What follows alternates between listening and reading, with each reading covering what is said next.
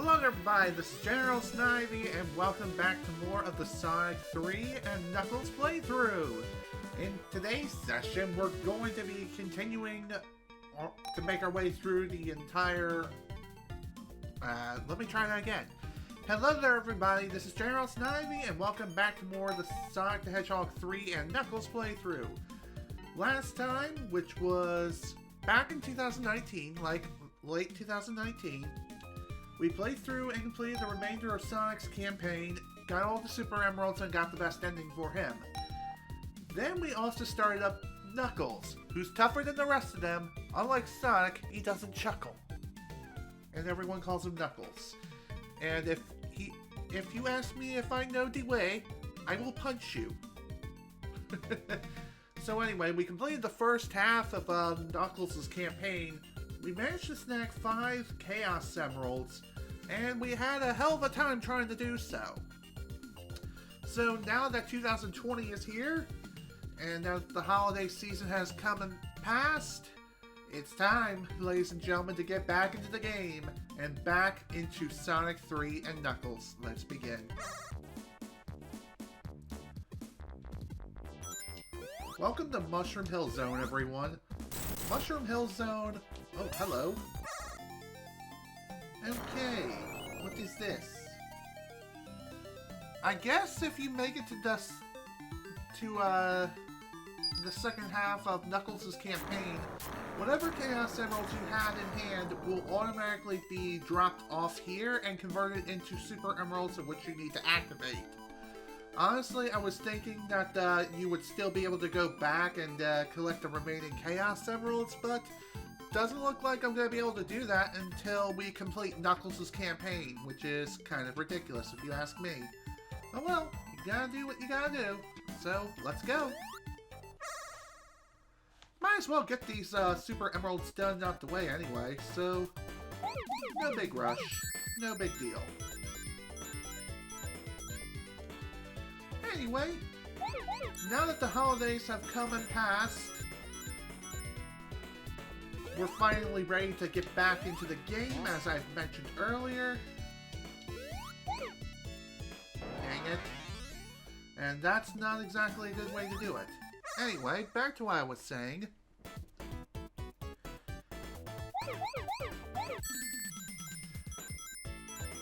Now that we're back, we're ready to finish up this grand adventure once and for all.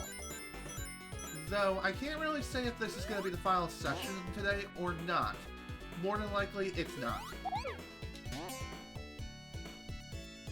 We still have a ways to go, folks. Not only do we have to finish up Knuckles' campaign, but we also have to play through Tails' campaign too, which...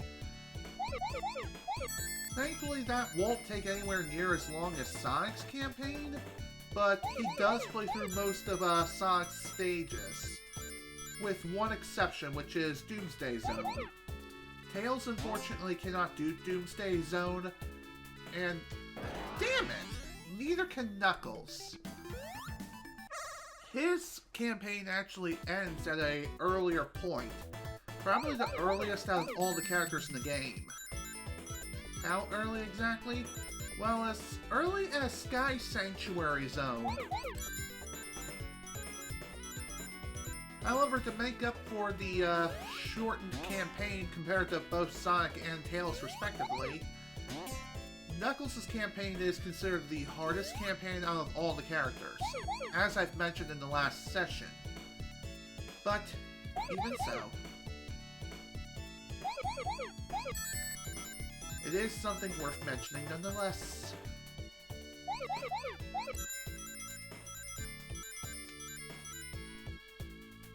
So during my time off for the holiday season, some new development has arisen as far as the hacking scene is concerned. So speaking of hacking, the developers behind Project Lunar have finally released version 1.0 available to the public. So what that means is that the Sega Genesis Classic is now fully moddable. And you don't need a hack cheat to do so, or to use it. Project Lunar is perfectly acceptable and perfectly fine. So during that time, I've also installed Project Lunar on my own Sega Genesis Classic console, and it basically went off without a hitch, as there were only a couple of games I wanted to add to the Genesis Classic, and for the most part they worked perfectly fine, with one exception, which was, oddly enough, Sonic 3 and Knuckles. From what I've read on the compatibility list of Sonic 3 and Knuckles, the game itself, or more or less the Project Lunar website, that game you need to install an IPS patch for in order to get it to work properly. I mean, I thought with all the IPS patches that were included, I thought it would be installed automatically upon finishing the installation of Project Lunar and installing the game itself, which sadly that wasn't the case. Apparently I had to do some additional work, which I still need to work out. So you may be wondering, am I actually using the Sega Genesis Classic right now? No, I am not. I'm still playing the PC version. The reason why I'm still playing the PC Steam re-release of this game is because this is where the playthrough started, and we might as well keep up with the consistency. That's also the main reason why, instead of doing like the Reignited trilogy for Spyro... Oh, okay. Apparently... I'll get back to my previous discussion in a minute. Apparently, along with the rainbow rings, you can also encounter regular giant rings around and about.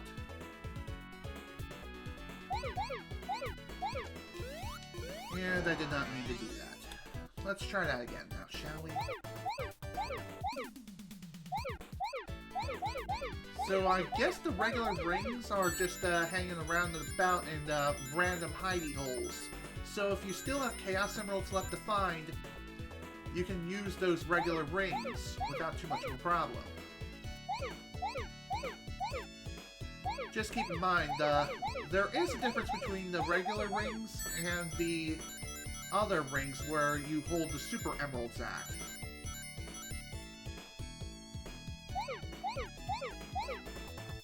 The Super Emerald giant rings are rainbow, while the regular ones are just regular and non-rainbow, if you know what I mean.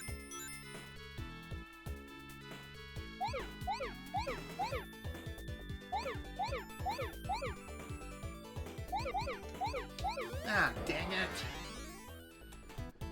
I feel like I go way too fast in these damn stages.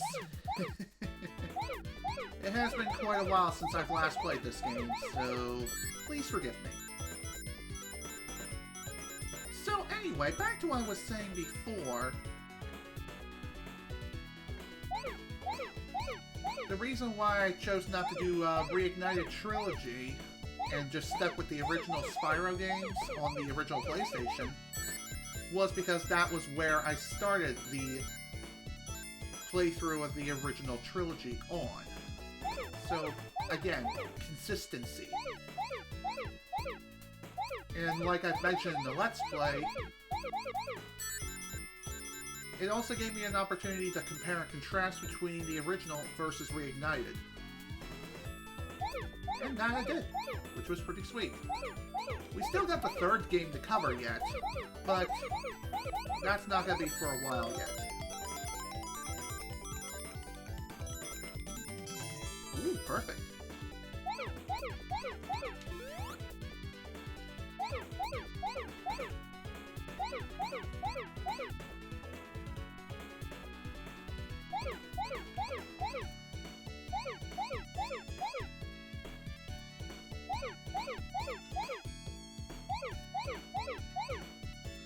A little more. Done. Phew! That was pretty hairy. I'll gladly take it. So that's 6 Chaos Emeralds now. 6 Chaos Emeralds, and if we find another rainbow ring, we can deposit this into Knuckles' Sanctuary where the Master Emerald resides. And we can turn that into a Super Emerald. So, that's one regular Chaos Emerald down, one more to go. As far as progression is concerned, I am definitely satisfied with the progress we did make, but I kind of wish we had all the emeralds before entering the second half. But, oh well, not a whole lot I can do about that.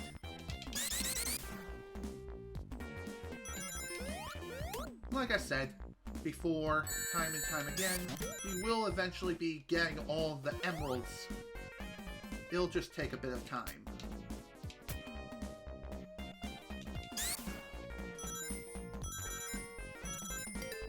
Okay, here we go. So, if you remember this asshat from before, well, he has a bit of a new trick up his sleeve. Along with chopping the wood from the tree trunks horizontally, he'll also make some of the pieces bounce. So, that is something worth mentioning right there. So try to stick close to him, get up in its face, and you'll be fine. Just like before. He goes down no problem. Now, for Act 2, this is where things really start to get different. Instead of flying upwards into the ceiling where Sonic's route normally takes place, Knuckles has an entirely different route altogether.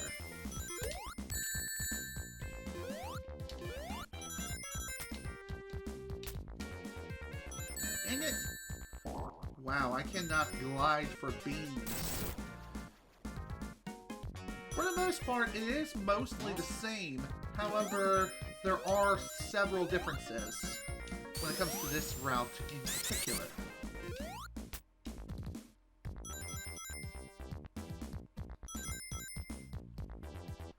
Overall, a very unique route for Knuckles. I also like how, for the most part, the routes can intercept each other. Now I want to know what's over here.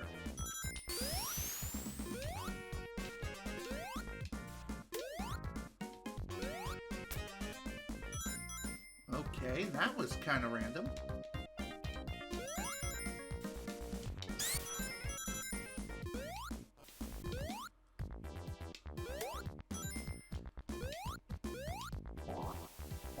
Because of the fact that Knuckles' route can intercept Sonic's route, he does have the home field advantage in this area, where accessing certain special zones or special stages are a lot easier versus Sonic's route. Just saying.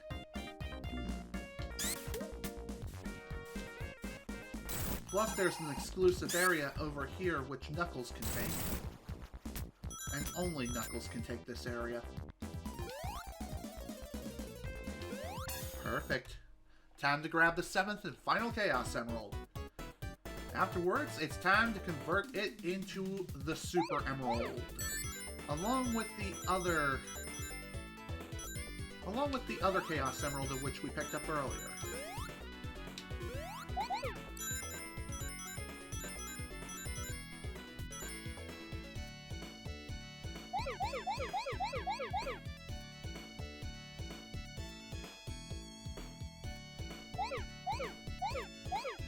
This place definitely is going to require a lot of concentration, for sure.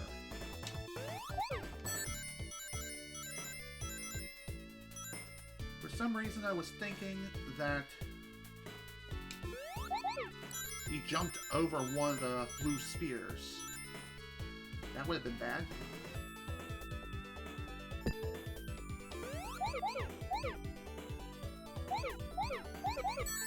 Well, no perfect here. Oh well. Still worth to grab at least 50 rings at the very least.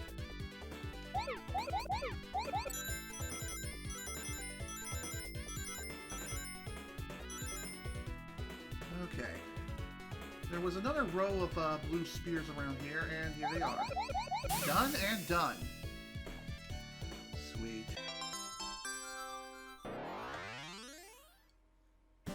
There we go, folks. That's all the regular Chaos Emeralds. Now all we have to do is just activate the Super Emeralds. And then we're all set. Of course, that's gonna be... Knuckles can go to Hidden Palace. Interesting. That's very interesting. I honestly mean it. Perhaps, if you don't collect all the Chaos Emeralds beforehand, your adventure ends much sooner? I don't know. That is a really strange message that I've never received before.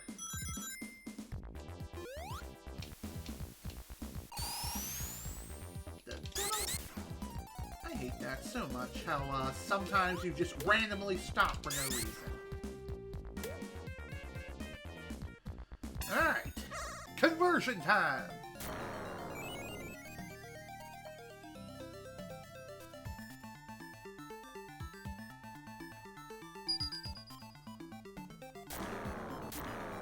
There we go, folks.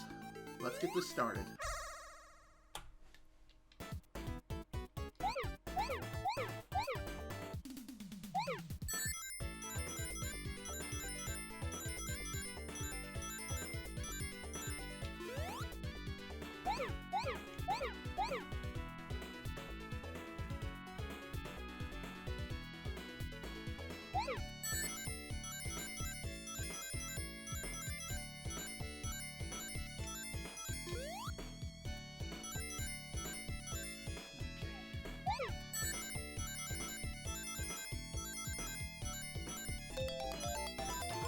Rings already. Nice.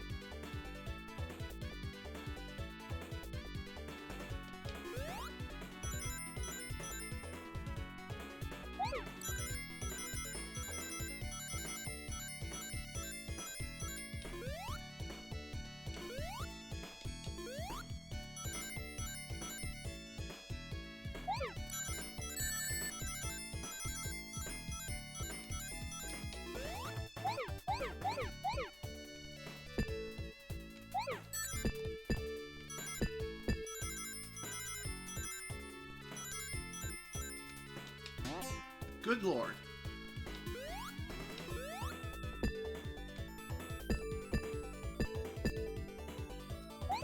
Done. Phew!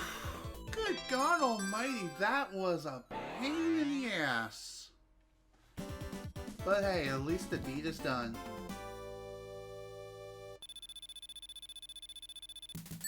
With that, 3 Super Emeralds are now activated. 3 down, 4 to go. Definitely like seeing that.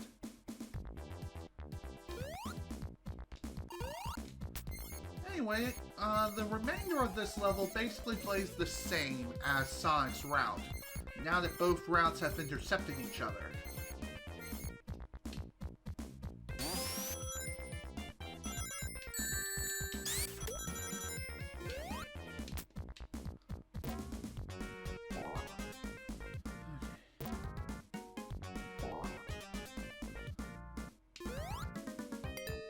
Off we go.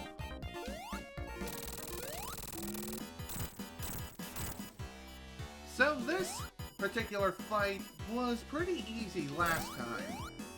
I think it was because we got a good number of hits on this freaking robot the last time, and Dr. Eggman in general. However, this time, the game mixes things up by throwing spikes in between two separate heights. So you basically have to control your jump height to make sure that your jump height doesn't exceed the max amount, and thus hit the spikes above, and you also have to be sure that you jump at the right time, so you don't hit the spikes down below. Overall, not too much of a difference. But still, pretty interesting nonetheless. Alright, off we go to Flying Battery Zone.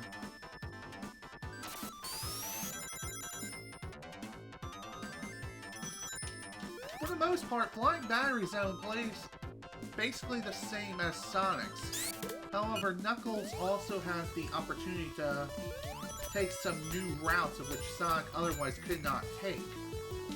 I mean, the same also holds true for all stages, but you get the idea.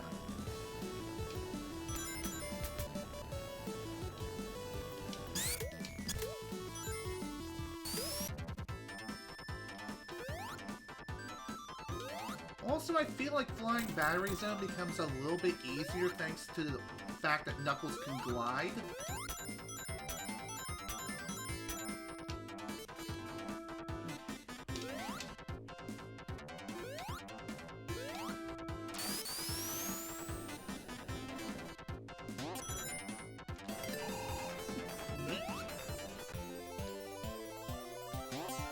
Kind of strange how Knuckles has not had the opportunity to play this particular bonus game yet.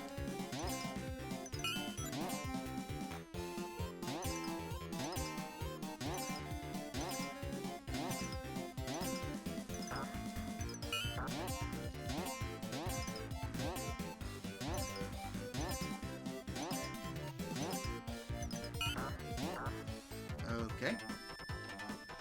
Game, you're being weird again.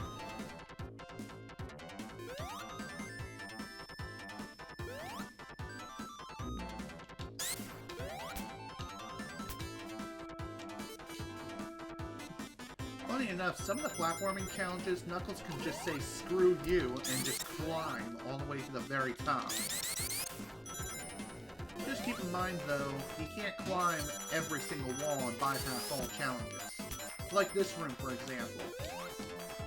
You may think that Knuckles can just use his glide ability to climb the upper left wall. Well, you can't do that.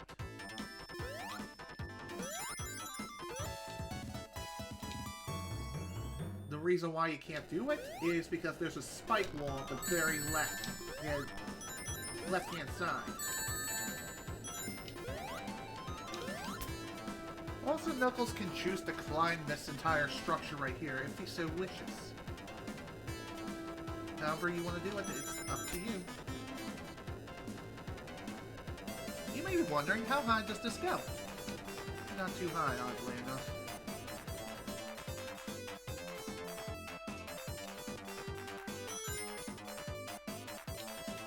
Okay.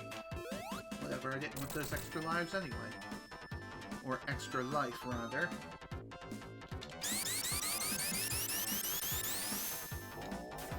Sheesh. Took you long enough, game? Now here's a route which is exclusive to not only Knuckles, but Tails as well. Of course, if you play the game via co-op with Sonic and Tails, it is possible to carry Sonic up to that area. Just keep in mind, it's just really difficult to do so.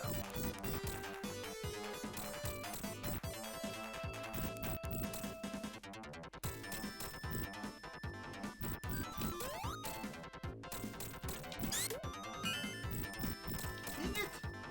I always lose my frickin' shields immediately, and get hit immediately after, because I am a frickin' spike magnet. So, getting back to the whole Sega Genesis classic hacking scene, one pretty odd thing about it is that even though you're required to install an IPS patch in order to get Sonic 3 and Knuckles working properly, with if you happen to download Sonic 3 Complete or some other Sonic 3 and Knuckles ROM hack, for the most part, it works no problem. You just add it in like any other game, which is pretty sweet.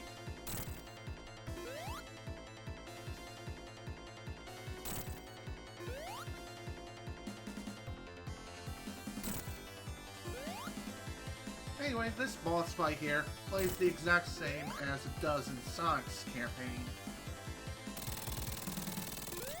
Oh no, I'm a Japanese. I had a very bad day. I think I'm gonna kill myself. That was awful. My apologies. By the way, that joke was from South Park.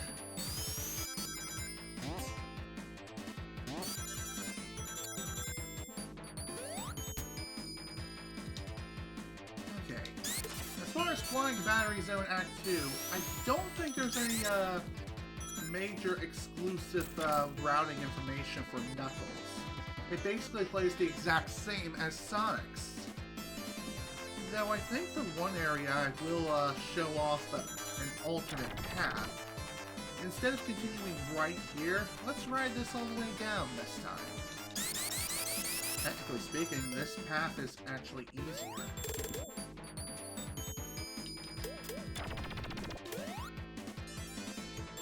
How much easier? Well, a good bit easier, because you don't have to worry about getting crushed. You do miss out on some goodies, but that's really about it.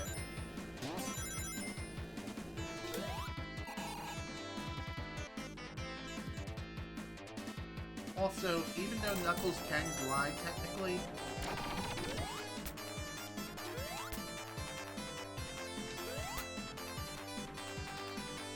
he sadly can't go through those metal container-like things, whatever the heck they are.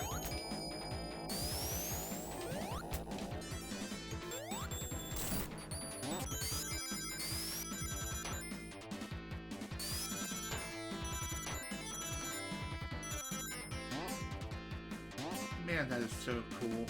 I love doing that so much.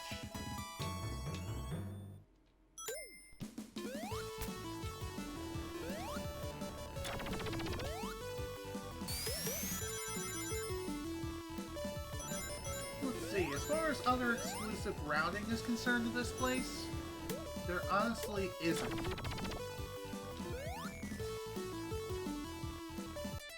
There's not much else. There might be one more route that I could possibly show off here, but getting to it will probably be a bit painful, to say the least.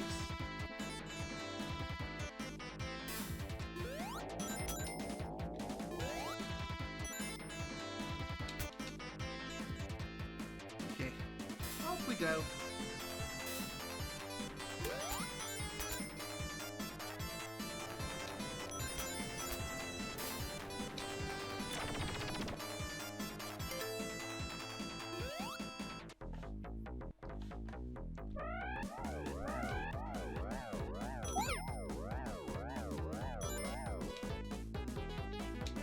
Come on, I hit the button.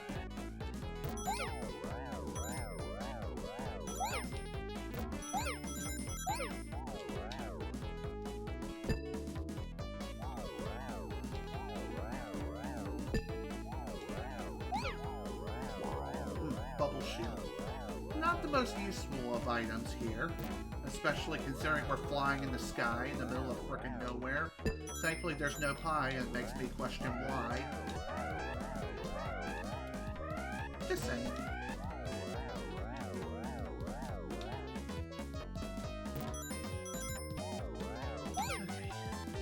Oh, come on. Really, game? Kinda surprised that wasn't high enough.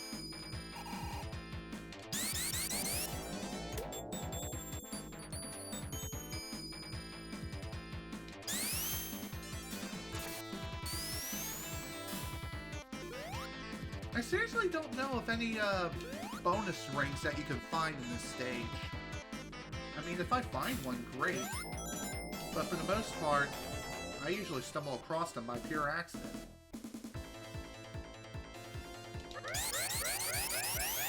Okay, so for this particular section, it plays out the exact same as it did in Sonic's campaign. The boss is the exact same, you just dodge the laser as it shoots. And just charge from one end of the room to the other. It's as simple as that. Although there is something kind of weird that goes on after this fight concludes. As you can see, our boss encounters with this egg robo guy, and he's been with us basically for the entire game. But when we get up to the very top, something's gonna happen, and it's kind of weird. Give me that one up.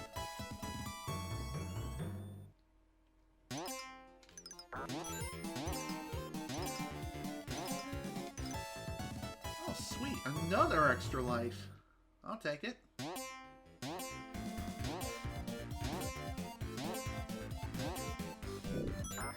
Perfect. Exactly what I needed.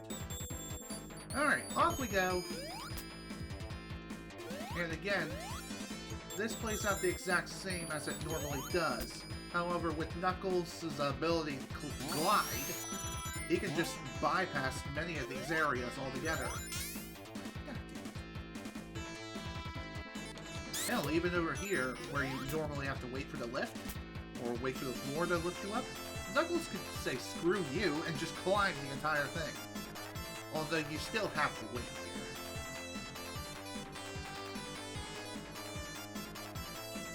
But hey, at least this gives us more time to listen to this jam and tune. Hi! Hey, Eggman! What the hell are you doing here? So, unlike Sonic's incarnation where he fires his little flamethrower when you're over him, he fires it constantly, like every second he gets. Strangely, this this cash change, this was fixed in Sonic 3 Complete. Also, that was complete bullshit. I honestly don't leave it.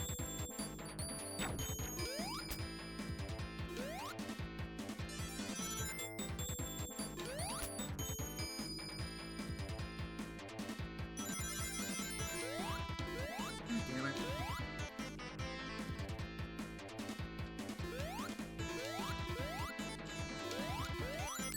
Why do I do that? Why do I always have to give every single spike pit a kiss? Whatever, no big deal. So long as we actually make it through properly, we'll be fine. So anyway, back to what I was saying, the last minute cash change, I don't know why that is.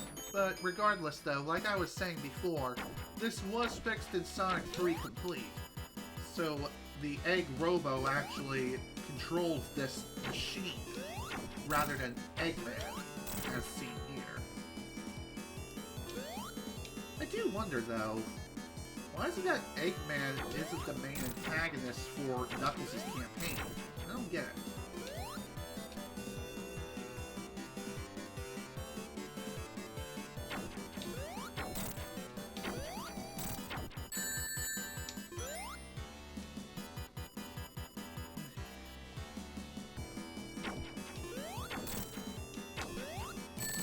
Okay, what? What was that? Seriously. Whatever.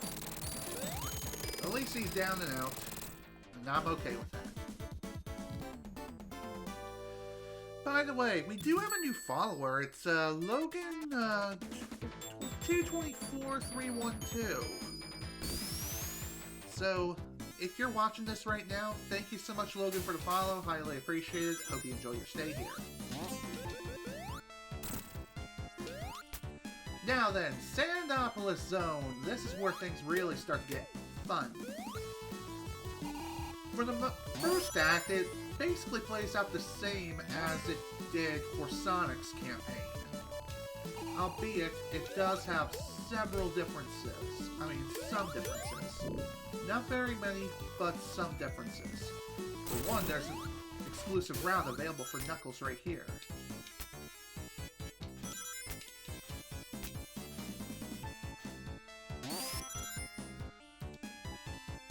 And the path even continues onward.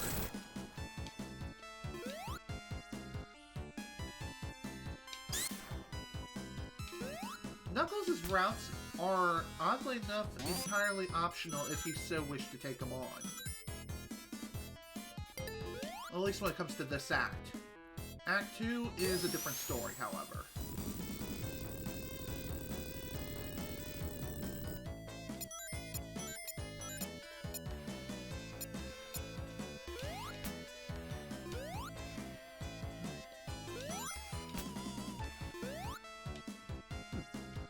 That's cute.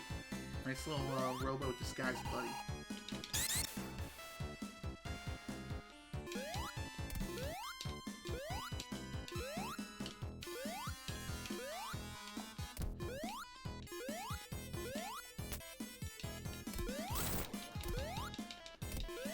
So yeah, for the most part, this act plays the exact same as it does normally for Sonic's Act 1. Act 2, like I said, is entirely different. How so? Well, you'll soon find out. And as far as the boss is concerned, that's a different beast entirely.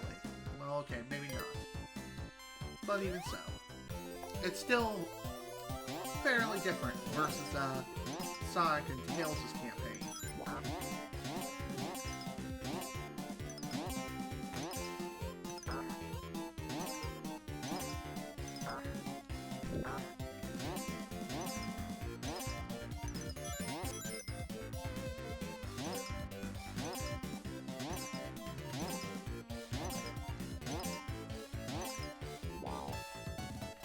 Hell yeah! Another one-up, just what I needed. And another one. And another one bites dust. I don't even know what the hell I'm trying to say anymore. Just having a little fun, if you know what I mean. Ow. Okay, I was not expecting that. Anyway, over here we have another exclusive area for Knuckles, just because of the fact that the blocks say so. Anything up here? No. Okay.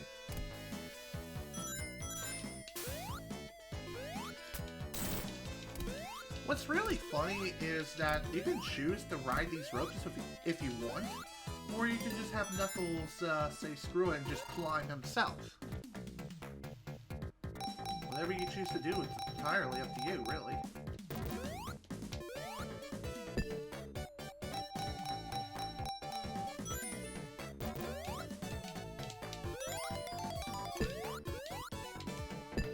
Okay. Well, at least we got another continue out of this.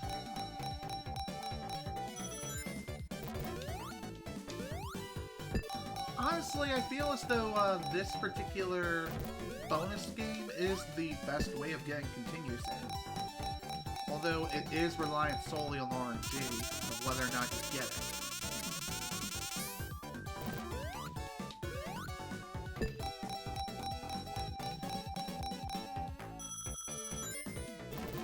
It's also kind of funny how Knuckles doesn't get any additional bonus rings despite the fact that you're playing as that character. But, oh well, it is what it is.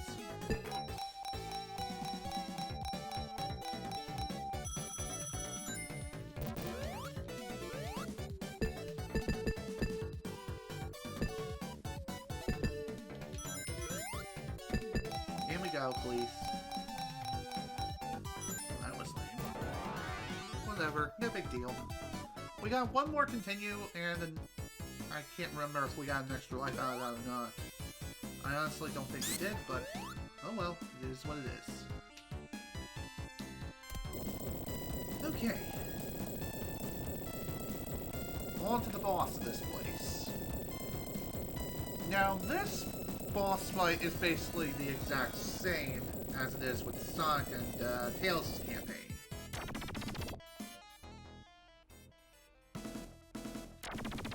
Although there is another method you can choose to employ to defeat this giant stone golem thing.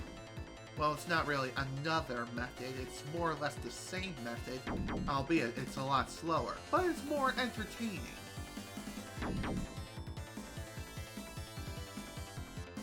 Come on, buddy, let's have a dance party. Dance with me, buddy. In fact, why don't we go for a swim?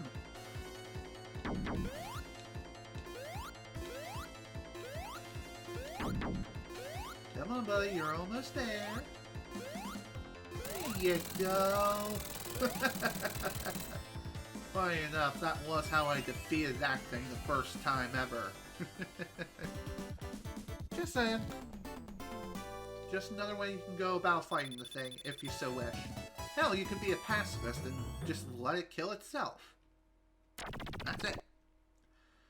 Okay, now, unlike Handicap Zone Act 1, where it played basically the exact same as Sonic's campaign, this is an entirely different beast. Act 2, the differences are already apparent. The ghosts immediately are released and are super aggressive. So again, you have to keep the lights on in order to keep the ghosts at bay. So I think with Knuckles' campaign, you have less time. So the lights go out more often. I could be wrong, but then again, who knows?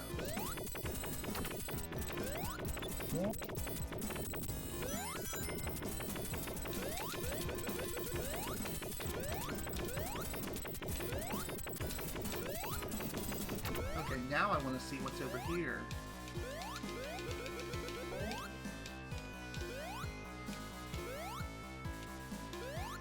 Strangely, Knuckles can get over many different areas just by simply gliding. It's pretty interesting.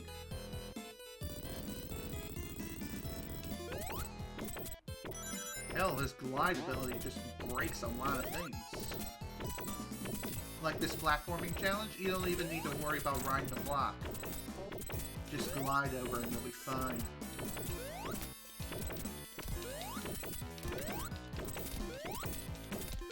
Now, there is a Knuckles exclusive route over here around this area.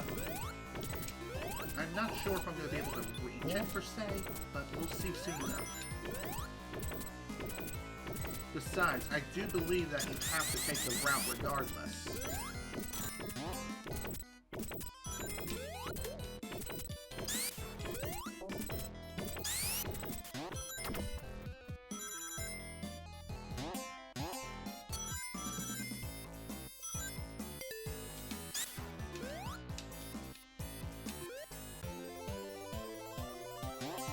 One other thing worth noting is that if you happen to die or respawn at a checkpoint, whether it be by means of entering a bonus stage or not,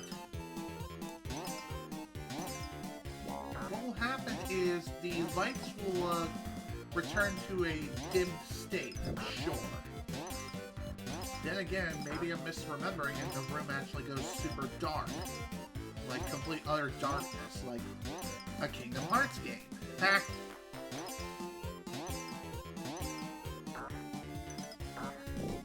Well, that was fun.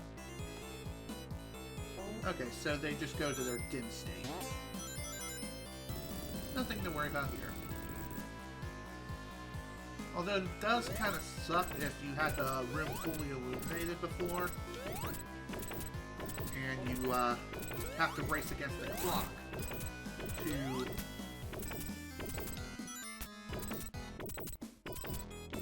light the room back up. That's what I was trying to say. And it looks like I'm gonna have a hell of a time lighting the room back up too. Especially if I keep doing stupid things like that.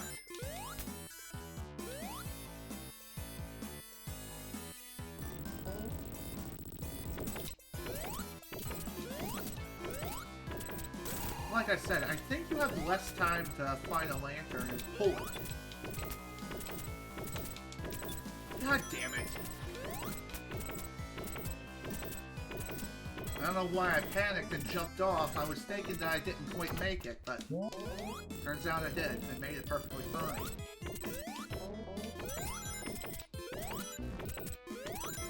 like I said, with the ghosts high aggro, it does become harder for them. I mean, it does become harder to dodge them once they become uber aggressive like this. And climbing on walls, it does help with changing their predicted pathways. But other than that, though, it's basically all but the same. Alright, let's see what we can find up here.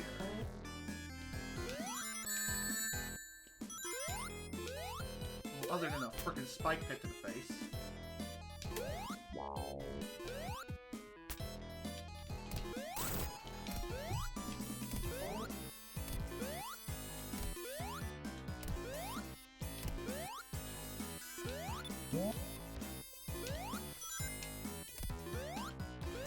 Okay. Let's just keep moving.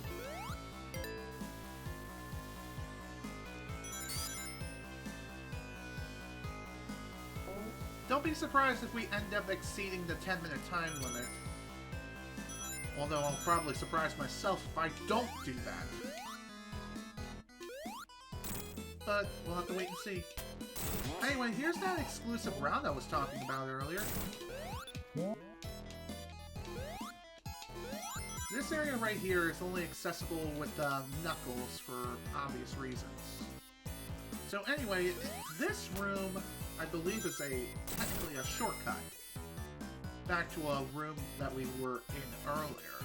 I mean, to a later point in the level. I'm not 100% sure, but regardless though, this room is a pretty big puzzle, albeit not the biggest. You just have to fill the lower part of this area with sand. Afterwards, you just have to push this block all the way over here, over to this switch. You only have to push it far enough to make it so the switch stays in place. And the door on the far right stays open. If you try to race against the clock, it's not possible to beat it, obviously. So you have to use that block in order to hold the door in place. Once you go off screen, however, the block returns to its original position. So that is something worth noting.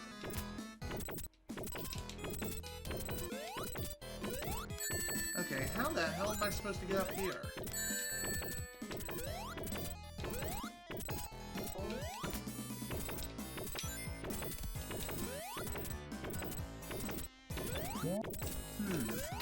This is gonna be a tough one, for sure.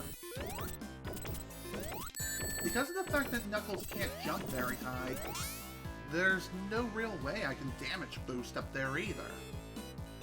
Plus, he drops far too quickly after jumping out of the glide. So that is kind of lame. It's like a dead end, quite literally. Then again, maybe there is a way. There should most definitely be a way to get through to that other side, get to the other side of the room.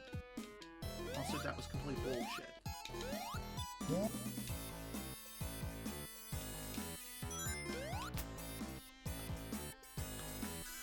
One pretty cool thing about Knuckles is that he can actually climb up those stone doors that kind of act like a gatekeeper. Just saying.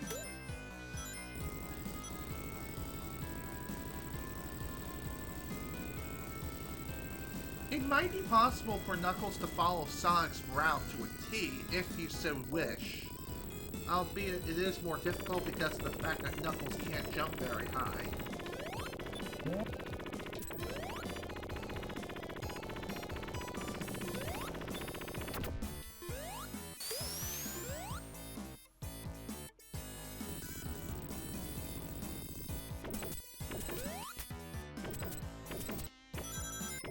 Okay, there we go.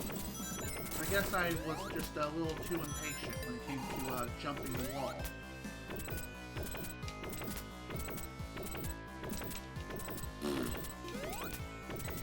Speaking of wall jumping, now I want to know what's over here. Ah, forget it. Doesn't look like it was much of anything anyway. As you can see, we're already at the end of the level, so it's kind of like a pretty big shortcut. Anyway, the boss here, thankfully, is not Dr. Eggman again. Instead, it's this stone golem. And unlike Sonic's version, this one moves a lot faster. So you have less time to jump on the thing and destroy the Egg Robo. And there we go, we're all done.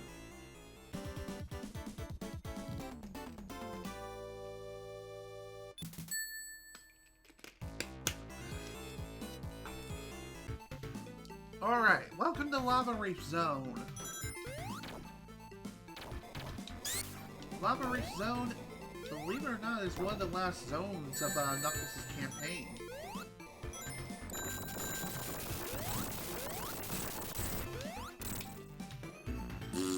Great job, me. Anyway, let's try that again now, shall we? So, Act 1 of Lava Reef Zone plays a... Damn it! I thought there was something up there. Idiot. Back to what I was saying, though. This act plays a lot differently versus Sonic and Tails' campaign.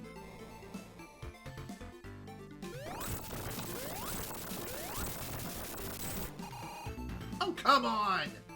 That was a load of bullshit! I mean, it never swung that low before, but why now?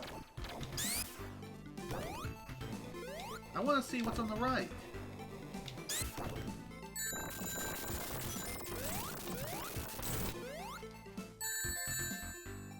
Okay. Apparently, this thing cannot destroy itself, unlike the Sonic version, of which it does destroy itself eventually by falling into the lava. So let's just move on.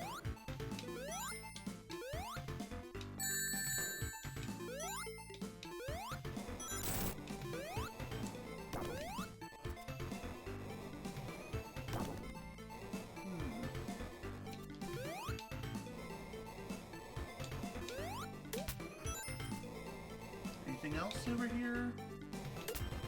No, just an extra life. That's really about it. Damn it! And that extra life was instantly wasted because I hit the frickin' gas thing. And I got poisoned to death. Fantastic. Just my kind of luck.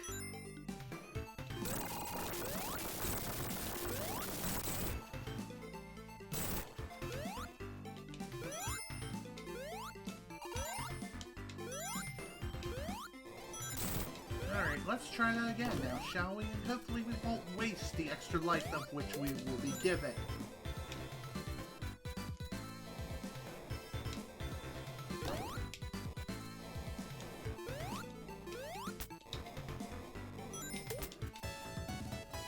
Thank you. Damn it! Well, so much for not being wasteful with extra lives and crap. And again, I am a literal spike magnet. I cannot not hit spikes. I have to hit them all. It's in my blood.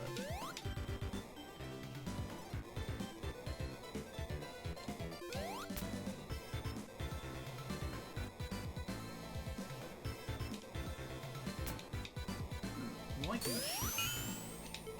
This could be useful for something. Although I'd rather have a fire shield, if anything, for this place. But that's just me.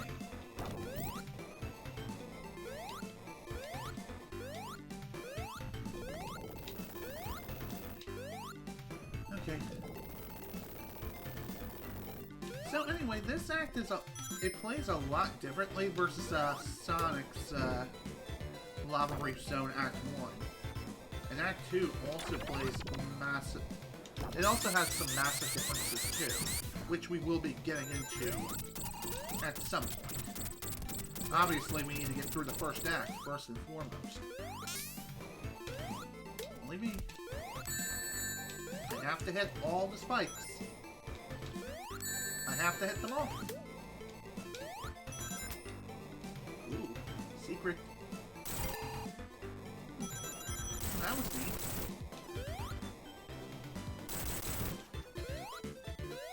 Okay, you gotta admit, that was pretty cool. Not gonna lie.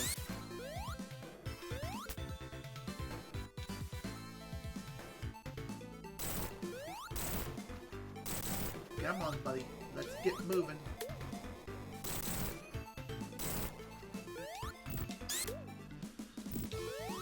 Anyway, as far as difficulty is concerned at this stage, it really isn't too bad, all things considered.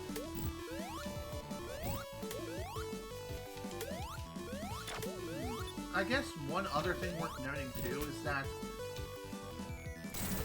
even if you have an invulnerability power-up active, if you still get hit with the poison gas, you'll still gradually deplete rings.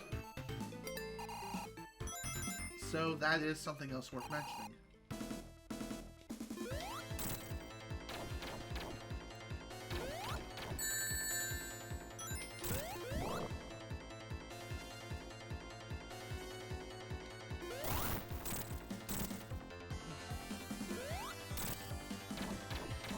Anywho, this boss fight right here really doesn't play any differently versus Sonic and Tails' campaign.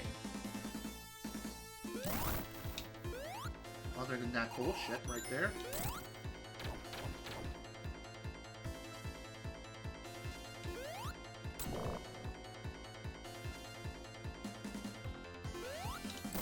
Honestly, I don't think this boss fight changes between Sonic and... God damn it. Sonic and Knuckles' campaign. It plays out the exact same.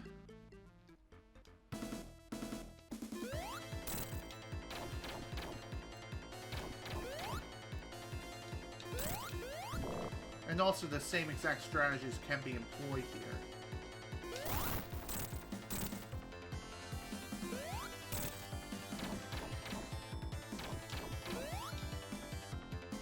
Sadly, Knuckles cannot jump nearly as high as Sonic can.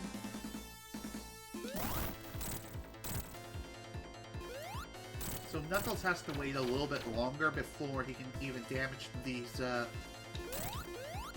whatever the hell these wheels are. They're kind of like turrets, except they're round. And I guess you don't have to destroy the turrets at all. You just have to destroy the hand, and you'll be fine. Never knew you could do that. But here we are. Alright, on to Lava Zone Act 2. Now, this particular place... This plays a lot differently versus Sonic and Tails' campaign. You'll soon see what I mean.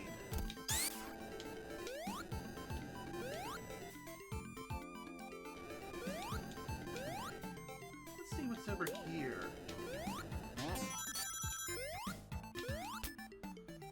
One thing's for sure, there are some areas in which it's a lot easier to access with Knuckles and his ability to glide and everything.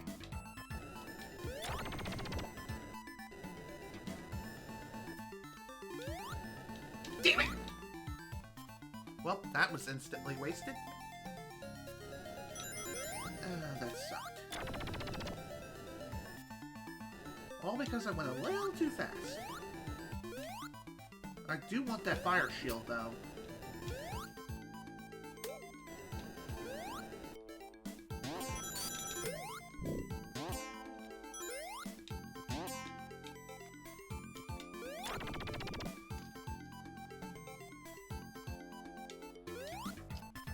Son of a... I did it again. Somehow I just went way too fast. I feel as though I just can't maintain control of myself. Ever.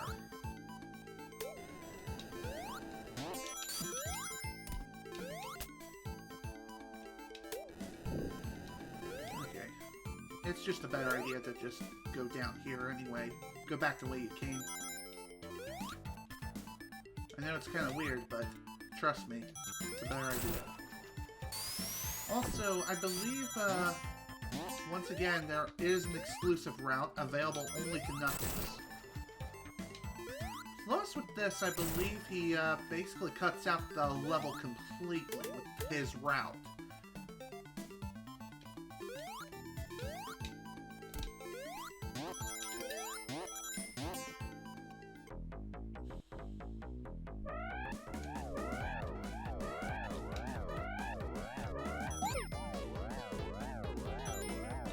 Maybe we can get back some of the lives we lost in this bonus game here. Maybe. We'll have to wait and see how things play out.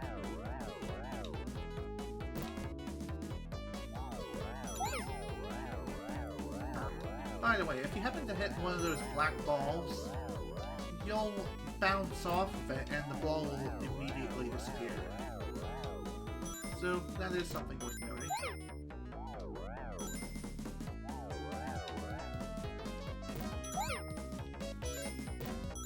Dang it, I wanted that one up.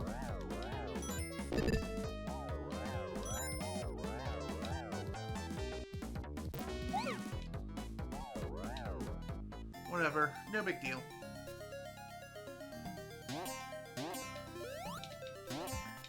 Great, now I'm stuck in a loop.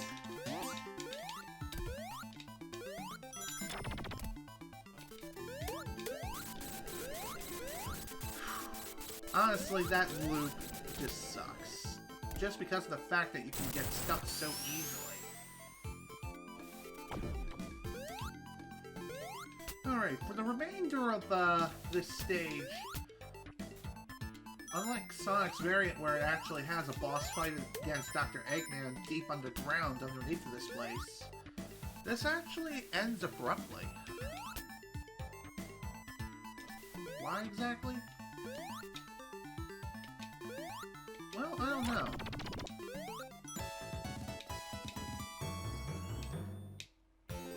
Regardless, though, immediately following this, we will be heading off to,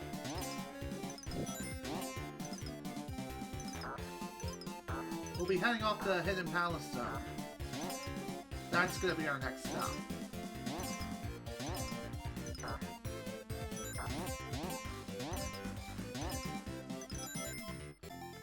Okay.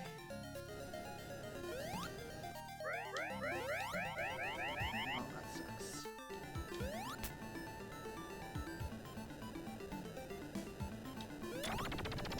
It sucks how you have to reopen the door if you happen to respawn or die or something stupid like that.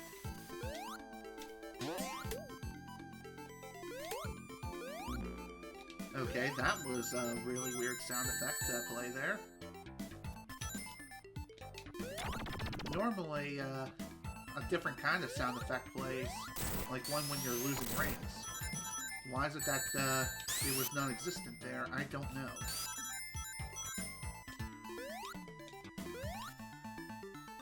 Anyway, I believe the remainder of this stage is basically one big gauntlet of nothing but obstacles, flamethrowers, and things of that nature.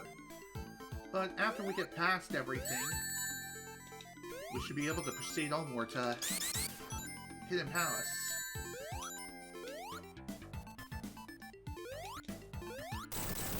In fact, I believe we're just about there.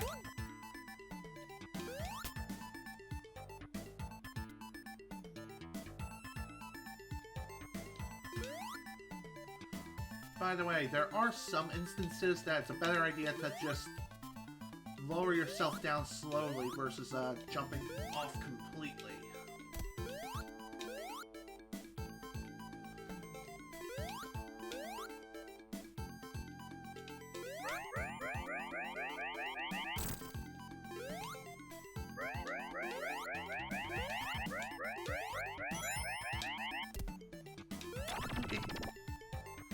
Honestly, with this zone, you definitely just want to take your time and go at it at a slow pace.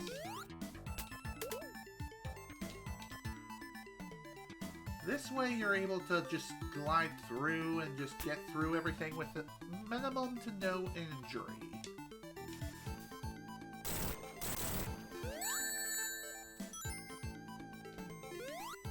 Oh, come on, seriously? And with that, we're done with this place. Welcome to Hidden Palace Zone. Just like before when Sonic first came here, this is also an area where you just go through it really quickly and that's it. Except it's even shorter. Welcome to Sky Sanctuary Zone, the final zone, and also where the final boss resides for Knuckles' campaign. Basically, you want to get into the claw of the Egg Robo and fight the final boss, Metal Sonic.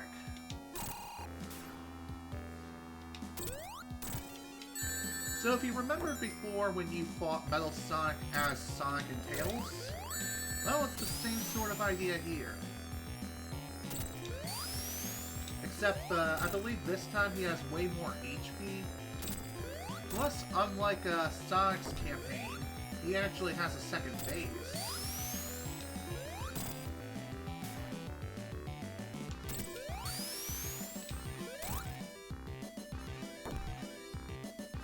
Plus, I think he has more attacks, too.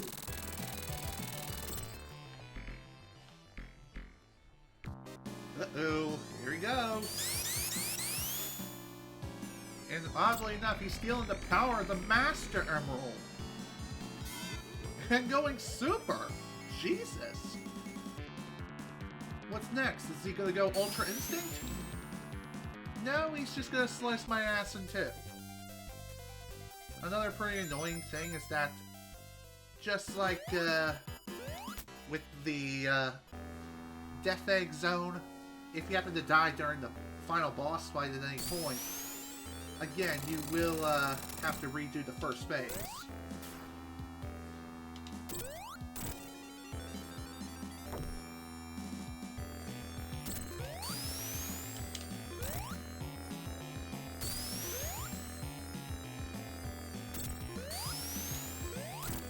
Honestly, when it comes to this fight, you definitely want to take your time. Just proceed slowly, and hold on to at least one ring if you can.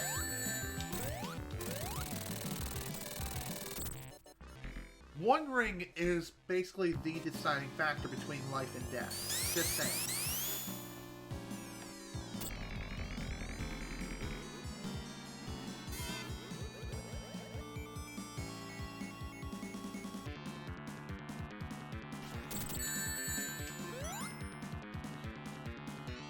So long as Metal Sonic is in his super form, he is completely invincible.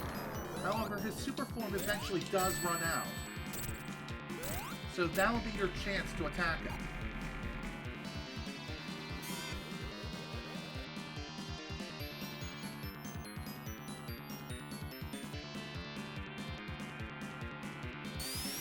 So all this comes down to is a game of cat and mouse and just waiting for him to fire his energy projectiles from his chest. Okay, that was complete bullshit. I honestly don't even, man.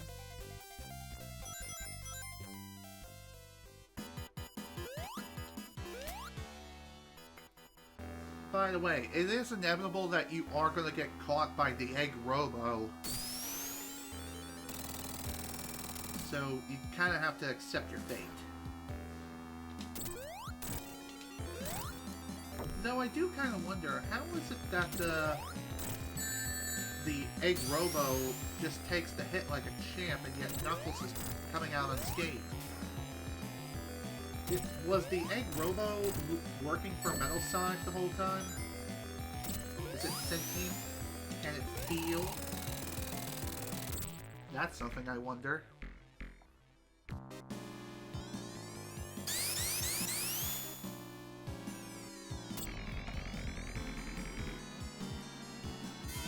Let's try again. Honestly, the first phase of this fight really isn't that bad. It's just phase 2 is where things really start to get hectic. Also, while Metal Sonic is charging up for his super form, he is invincible.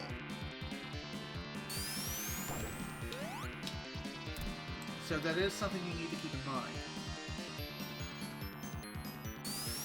It's also wise to try to keep him within your sights as much as possible. That way you can tell what attack he's going to do.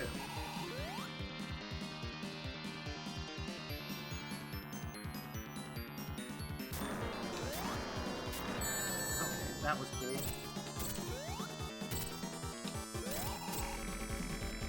Usually, when the Metal Sonic is about to go super again, you can get anywhere between 1 to 3 attacks on it.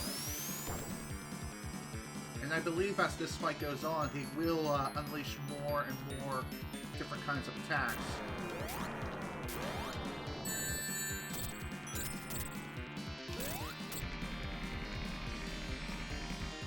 Sometimes it's a better idea to just abandon the attack round and just get your life ring back. But that's just me and my personal opinion.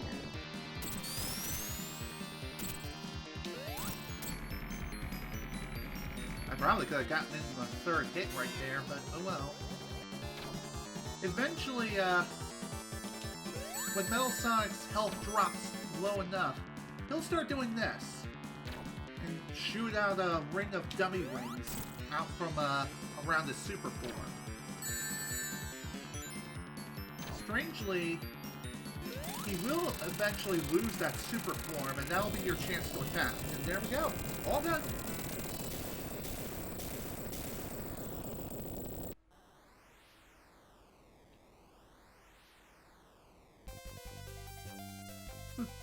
Sweet.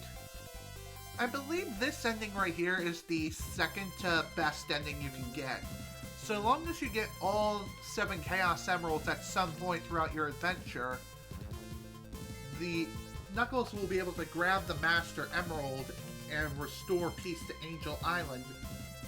As it was slowly sinking below the clouds, now it's able to rise once again to the land of the gods.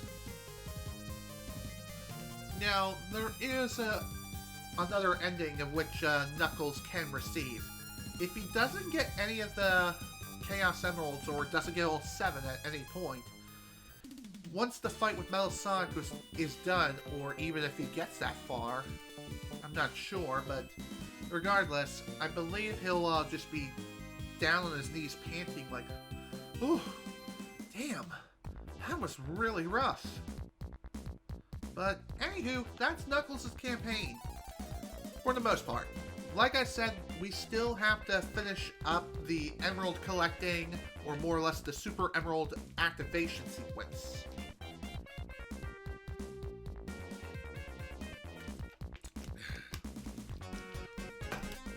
Anyway, the Super Emerald activation sequence thankfully will not take very long.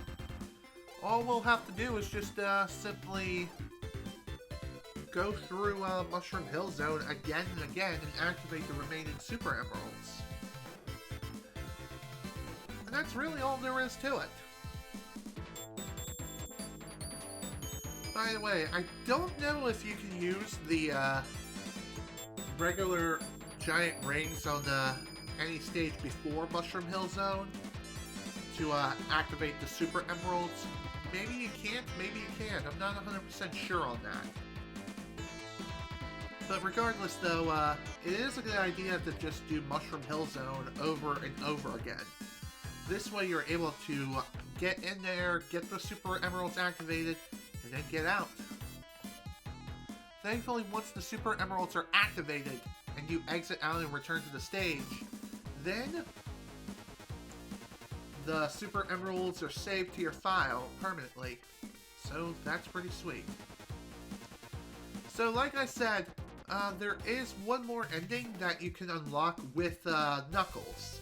Once you get all the Super Emeralds activated, there is one more little, one more small piece that is added to this ending. It's not much, just like with Sonic's ending, but it is something nonetheless. And again, I will be showing this off at some point. kind of surprised that the Angel Island rose all the way to the stratosphere. And it didn't go all the way into space. Kind of weird if you ask me. But anywho. That's Knuckles' campaign. Overall, a very worthy challenge, but damn, it can be quite a pain to get through at times. And there we go. We're done for the most part. There's still the Super Emeralds to activate, but that's really about it. And unlike Sonic's ending, there's no sort of foreshadowing for Egg Robo or anything like that. Instead, we have 5 Super Emeralds to activate, so let's get started. Back to the Zone 7, Mushroom Hill Zone we go.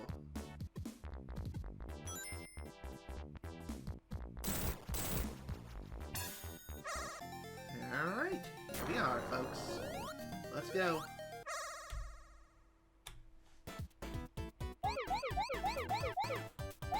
And as far as perfects are concerned, I'm not really going to be worrying about them so much at this point going forward. I mean, it would be nice to get them, yes, but if I get them, great. If I don't, then I don't. Especially with this particular bonus stage. Honestly, going for perfect in this one is not worth your time. It's honestly way more of a hassle than it needs to be.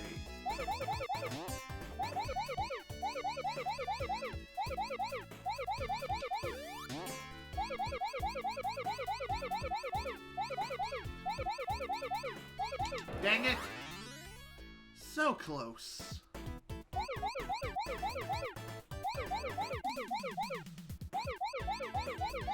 I kind of wonder how many rings are on this stage. Must be a pretty decent amount. If you're trying to go out of your way to get all perfects, that's gonna be a challenge.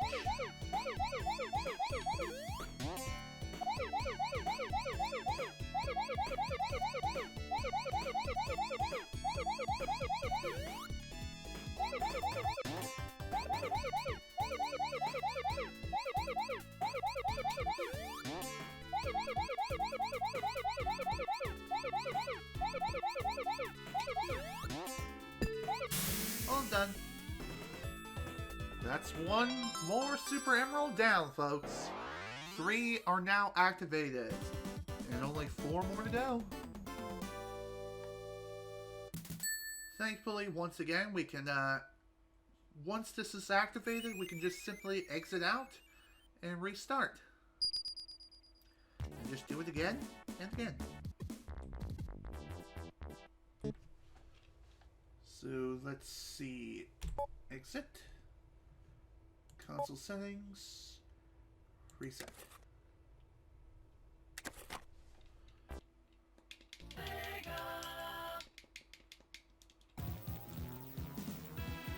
Let's go.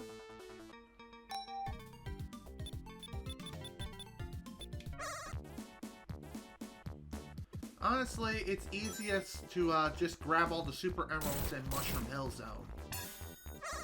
That's just my honest opinion, just because the bonus stage is literally right there at the very start.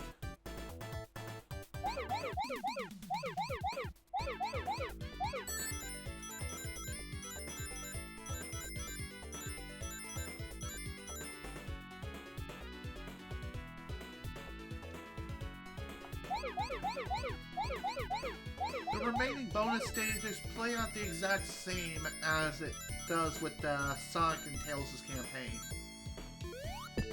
So that is something worth noting. So if you already mastered the bonus stages, then they play out exactly the same here.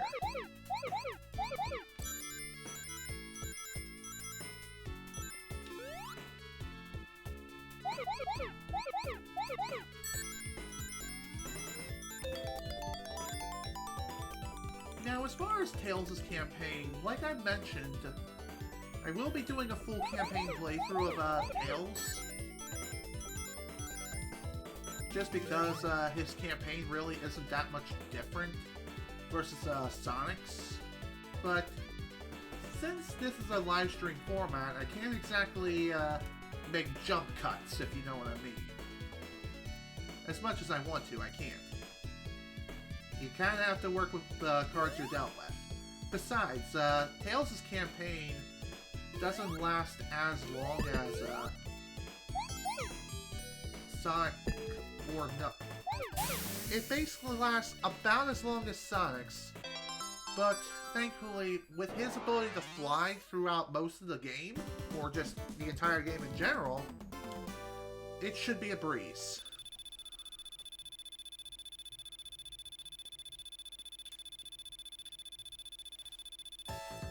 And another extra life and continue. Sweet. I'll take it.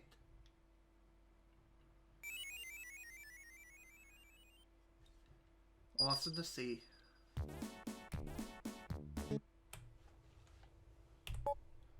Alright, let's go again.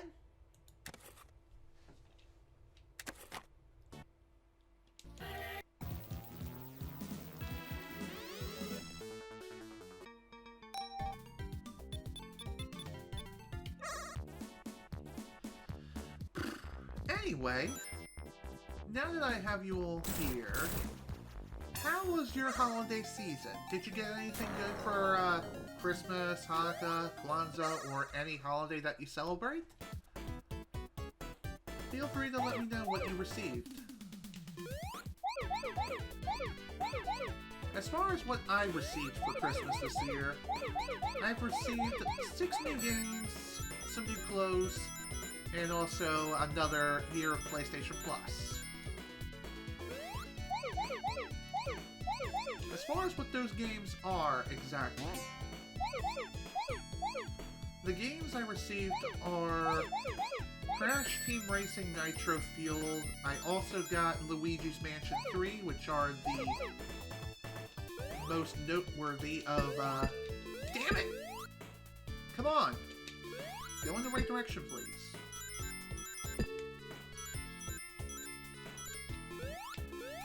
So, alongside those games, I also got Ace Combat 7, Skies Unknown. I also got Ni no Kuni Wrath of the White Witch Remastered on PlayStation 4. I also got Fire Emblem Three Houses for Nintendo Switch, and funny enough, when Mom got me the game for Christmas, she ended up picking up the PAL version. By mistake. Mistakes happen. Thankfully, the Switch is region-free, so no need to worry about that, so I'm not even going to bring it up with her. There's no need to. So, one other game I got for the Switch is New Super Mario Bros. U Deluxe. Other than that, though, those are all the games I got for Christmas this year, which was pretty damn sweet. Honestly, I was not expecting to get as many games as I did. I was expecting something a little less, like maybe 4 or 3. Just saying. Money's been tight over the past few months. And I'm honestly really glad that Mom was able to pull through. So, shoutouts to her.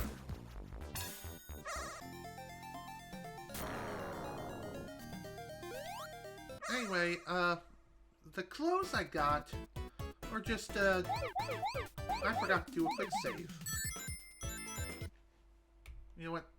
There we go. At least we're not too far into this stage, but even so, I can't believe I forgot to do that. I guess I was just that confident.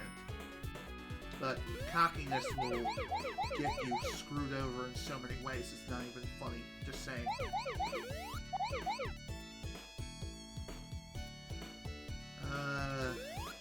What else was I saying? Dang it, I forgot.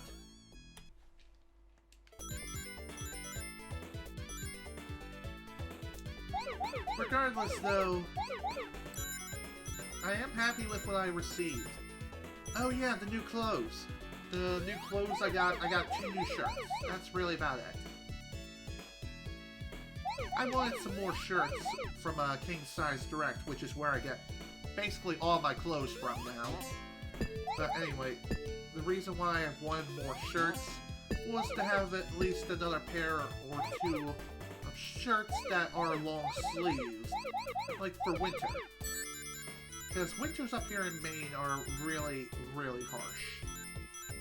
In fact, we're in the middle of a pretty hard winter right now. Just saying. Dang it!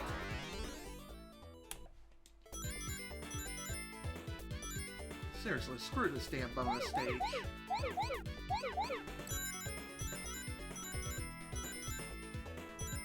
I feel as though frame buffering, or pause buffering rather, is needed for this bonus stage. But that's just me.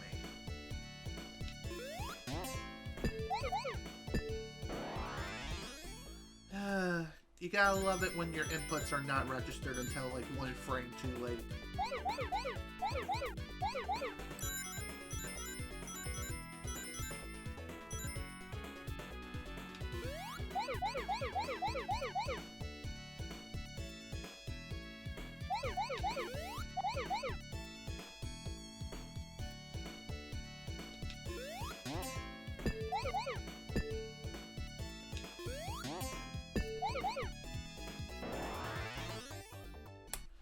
I swear to God, I don't know how many times I'm gonna be reloading this particular bonus stage.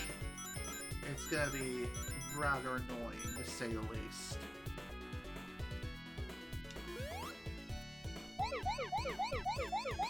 Especially if I don't go in the right direction.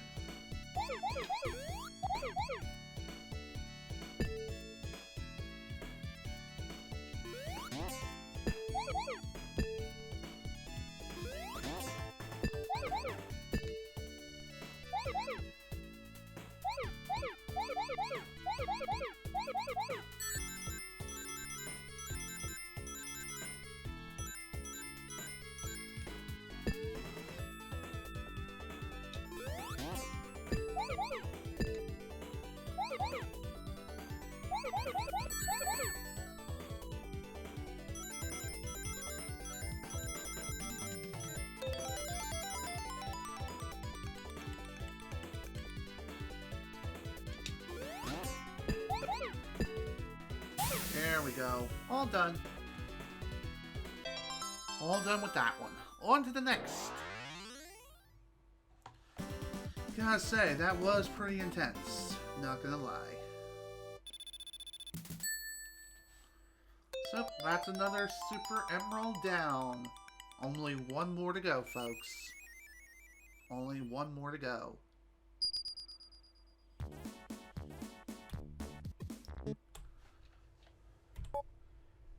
After that's done, I will be showing off the reward that you get for activating all 7 of the Super Emeralds for Knuckles. If you're familiar with Sonic's campaign, then his reward is basically the same as the rest. Except it's more badass because it's me. Just saying. Alright, let's go!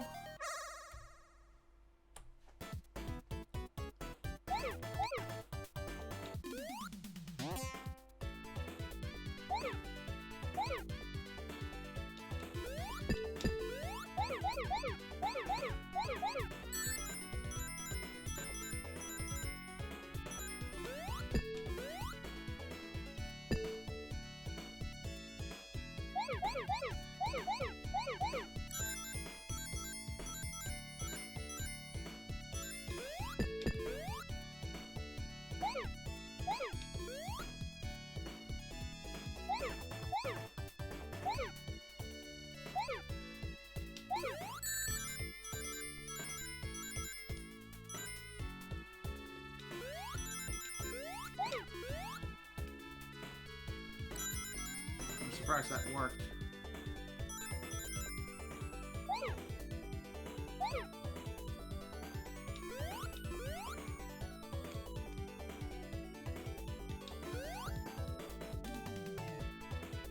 hate it when I get myself lost like this.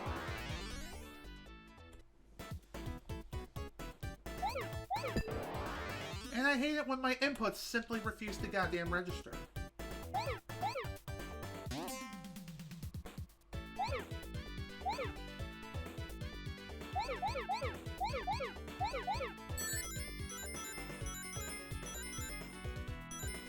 Well, one thing's for sure, I definitely saved the hardest bonus stage for last.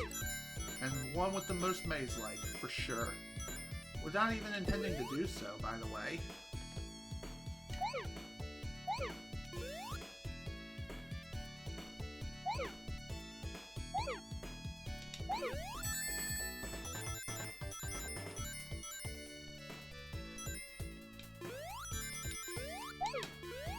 God damn it. I probably should have just jumped for it instead.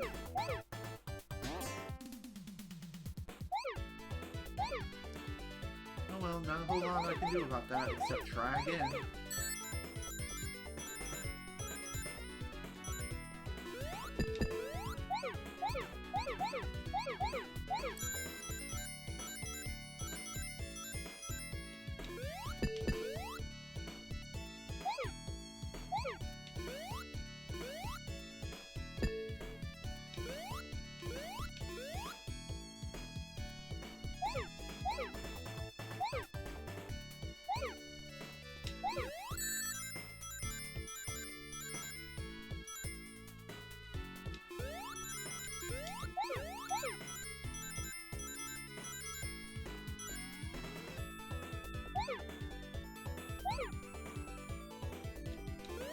God damn it! I hate it when I do that.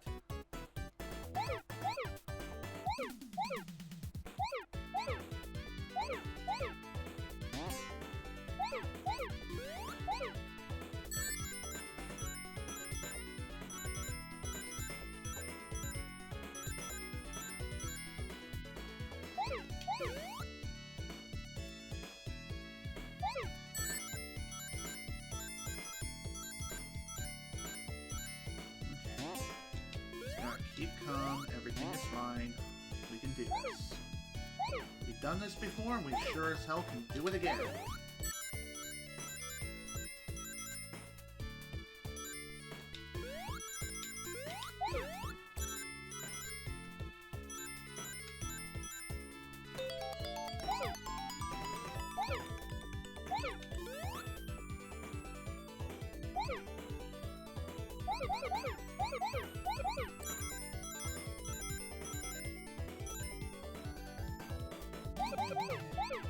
Damn it! All because I held left for too long. I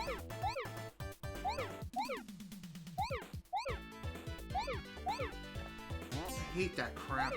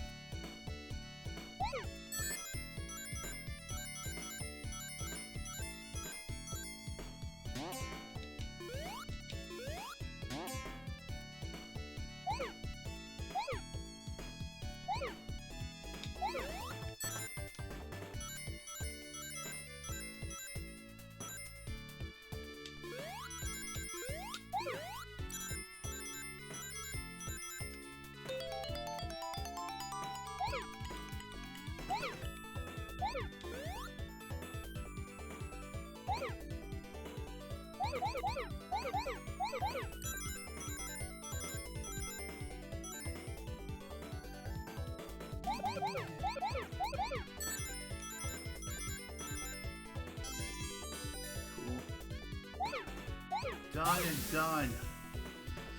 Phew-wee! Baby, that was a doozy and a half, but there we go. All Super Emeralds have been collected for Knuckles as well. The deed is officially done.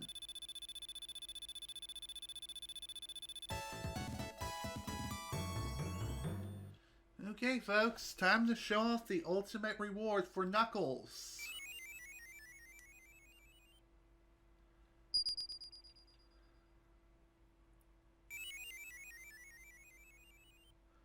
Now Knuckles can be Hyper Knuckles! Awesome. By the way, Knuckles does have a super form, but it's only available for like the first half of the game if you happen to collect all of the Chaos Emeralds before reaching Mushroom Hill Zone. Alright. Anyway, just like before, to activate Hyper Form or Go Super, all we need to do is collect 50 rings, make sure we don't have any elemental shields active, which, once I get the 50 rings necessary, then I'll go ahead and take a hit like a champ and show you all what I'm talking about.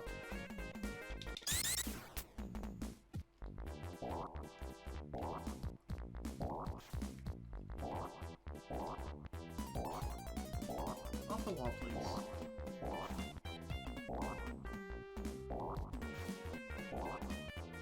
I guess I can't go up there. At least not that way. Strangely, it seems like holding on to rings as Knuckles is pretty difficult. Probably like one of the more difficult things that you can do in this game.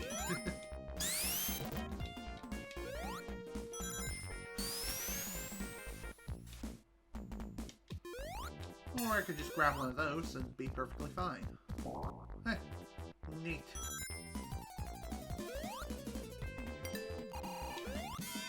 Or I could just go super even without an elemental shield. Ah!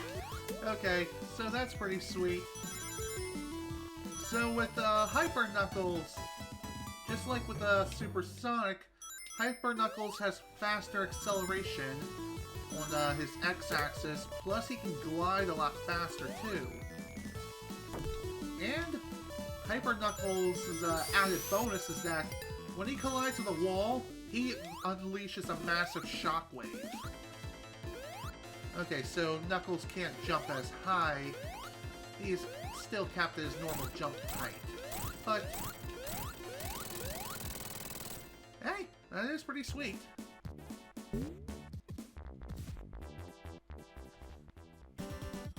And that's Hyper Knuckles for you. Overall, pretty sweet form. Albeit a bit weird how Knuckles' super form is pink. Why pink, of all colors? I mean, nothing's wrong with pink, but still kind of weird.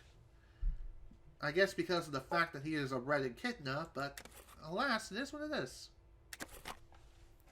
Alright, only one thing left to do for Knuckles. And that is to show off his alternate ending, or his best ending. So, heading back into Sky Sanctuary Zone, we just need to defeat Metal Sonic one more time. Sadly, we can't cheese it with a super form, but it is what it is.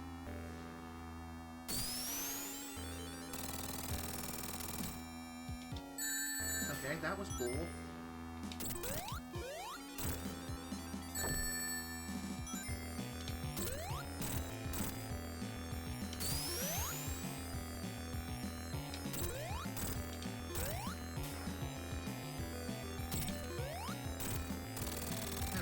Good first phase. On to the next. It would be pretty cool if Knuckles could cheese this fight with his super form. Hell, why doesn't he also use the power of the Master Emerald to go super here? I don't get it. It's kind of ridiculous how he can't utilize the power of his own Master Emerald, of which he is sworn to protect. I guess because he doesn't want to misuse its power. I mean, it does hold a pretty powerful demon inside, so it does make some sense.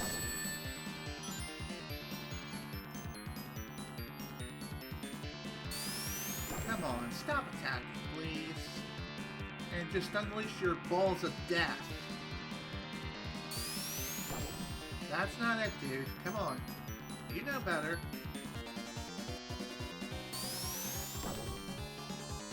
This is getting really annoying now. Okay, I had no idea he'd do that.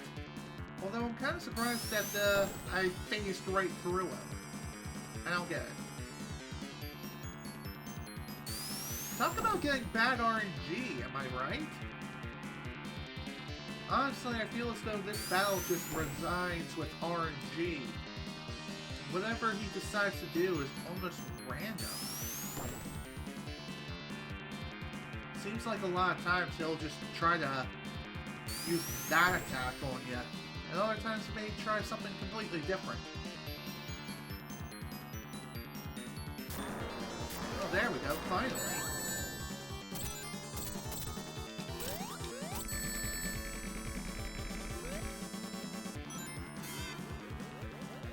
Kind of sad that I only got one hit in after 2.5 freaking minutes.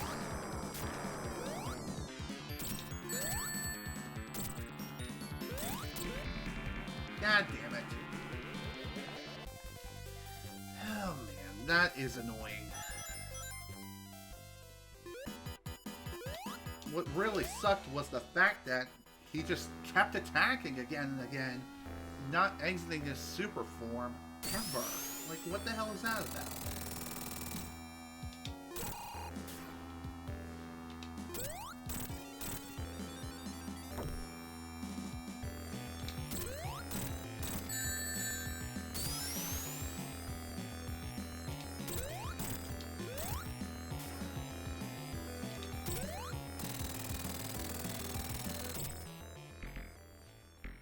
Alright, let's try this again now, shall we?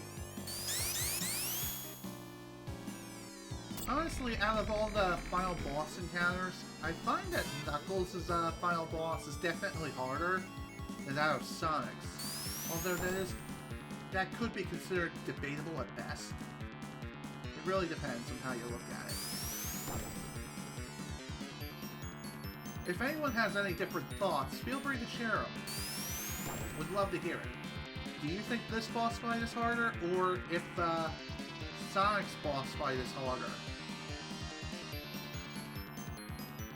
And that includes Doomsday Zone, by the way. Just saying.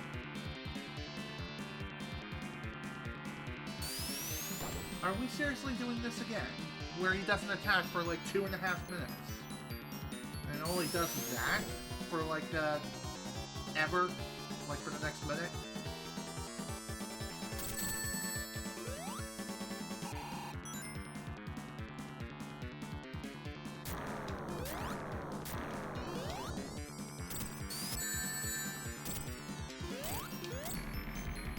I had no choice. I had to attack. Otherwise, I would have to wait another 2.5 minutes.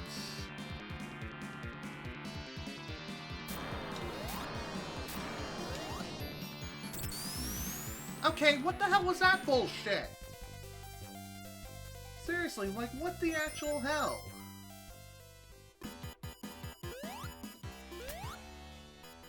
I don't get it, game. I don't get it.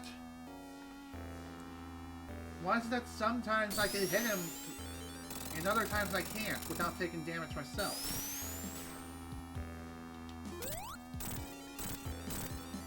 Wow, I'm surprised I got a third hit in. Always. Always.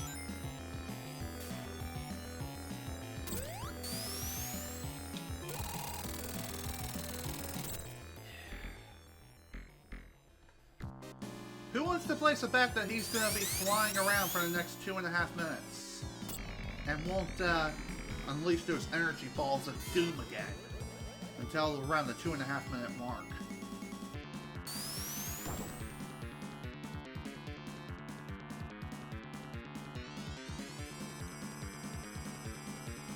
Okay.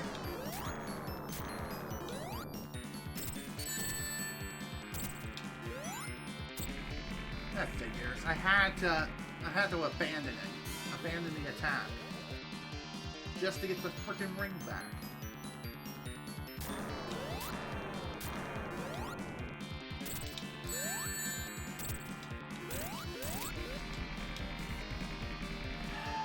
Again, I just can't hold on to my fucking ring.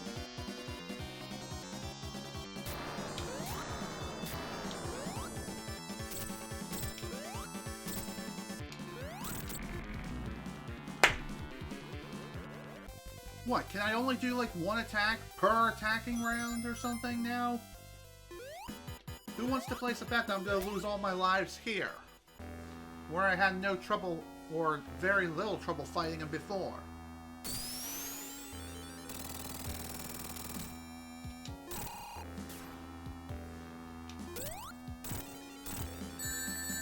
I had a feeling. Okay, again with the bullshit. Why is it that sometimes the rings just phase right through the stage and other times they'll bounce? And you're able to recover them, no problem. What, do the ring physics change from life to life? I honestly don't understand.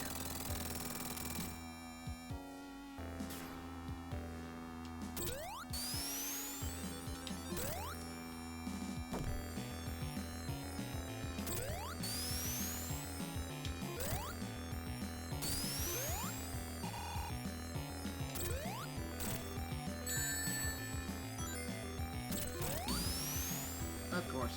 Fuck this. I'm just gonna create a safe state if I make it to the second phase alive.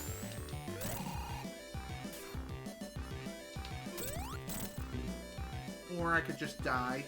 Again. God, I'm so annoyed by this.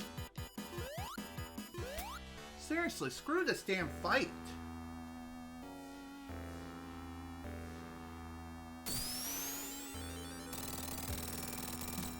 Man, we can finish this. No problem, man. Why are we having such a hard time here? I really don't understand.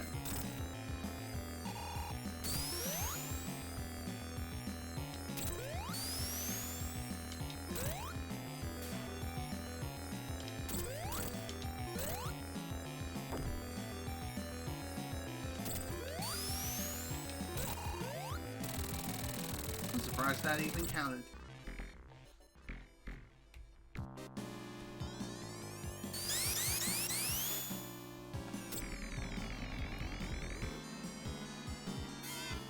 Alright, let's go.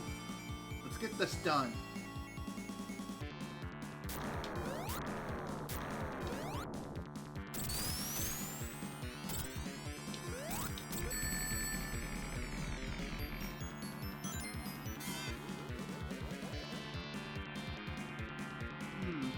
I wonder, does your distance determine the kind of attack of which Metal Sonic will avoid?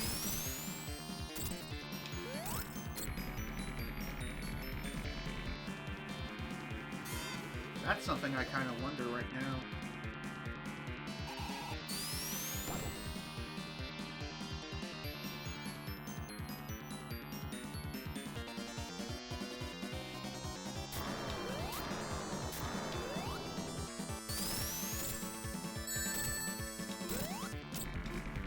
Of course. Again, why is it that my rings just phase through the stage randomly and other times they bounce? I don't get it. And I don't think length of how long you hold on to the rings for matters.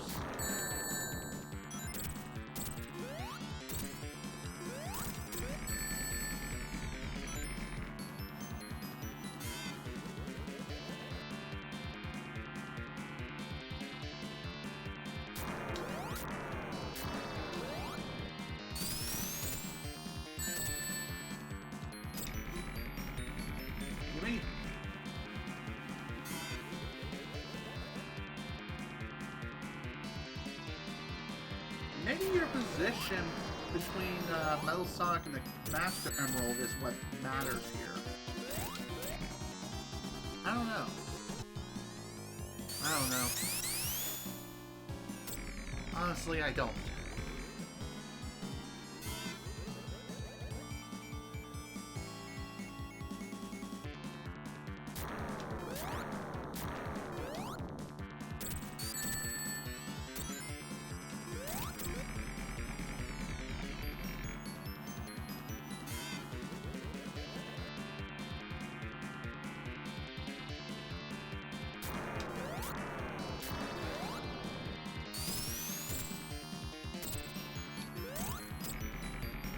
I probably could have gotten a third hit in, but I did not want to chance it. considering my track record and how badly I've been performing this battle,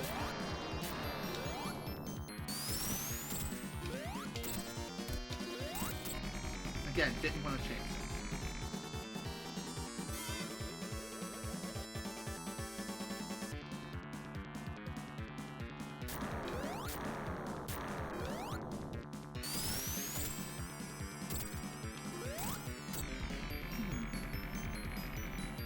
Maybe positioning is important.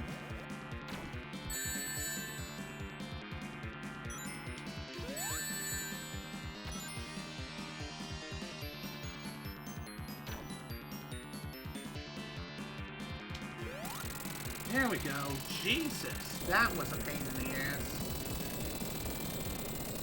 At least the deed is finally done.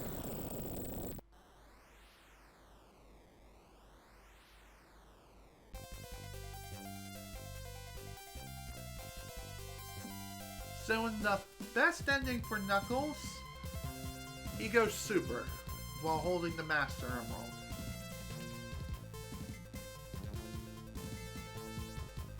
And that is literally it.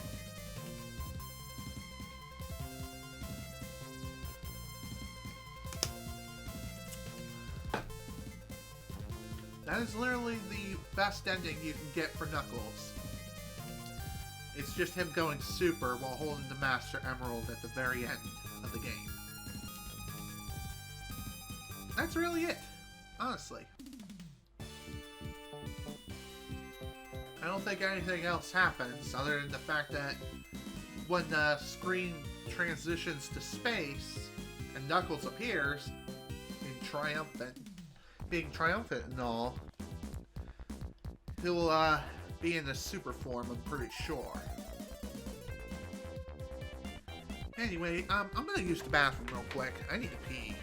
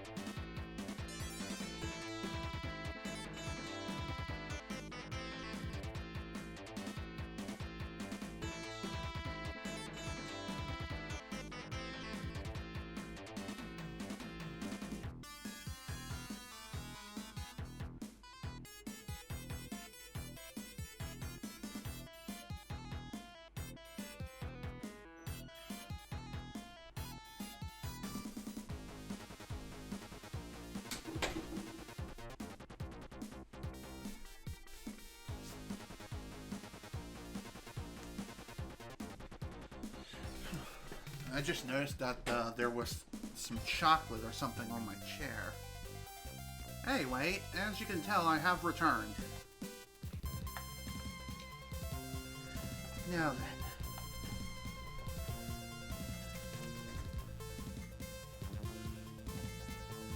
Anyway, I don't think I've given my thoughts on Knuckles' campaign in general. Then again, maybe I already have. But anyway, Knuckles' campaign is definitely worth the extra challenge. It's very challenging, albeit it's shorter, but damn, it was a really good time. And I'm glad I was able to show off a good number of Knuckles' alternate routes. And there were so many alternate routes, it's almost like playing a different version of the game altogether. Honestly, it was definitely that much fun. Now comes the fun part. Oh, and there's also this. I guess at the end, if you manage to get all the Super Emeralds, you also get the logo of Sonic the Hedgehog 3 and Knuckles, with all three of the cast members just sitting there, being like, oh yeah, We the best, boys. Let's go. And Knuckles' clear picture is changed to that of the fully completed file. Regardless if you have Sonic and Tails' file or not. It really depends. So like I said, I am going to be doing Tails' campaign, and I will be doing it to completion. Maybe we'll be able to finish this today? I don't know. We'll have to wait and see. We are over 2 hours.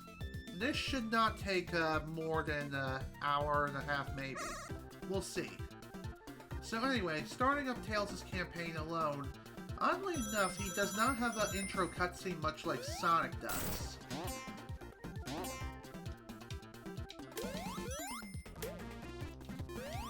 Anyway, to activate Tails' flight, all you have to do is just double tap the jump button and just tap the jump button repeatedly to ascend and just stop tapping to descend. It's that simple. Tails has the same exact properties as that of Sonic, so that is something worth mentioning.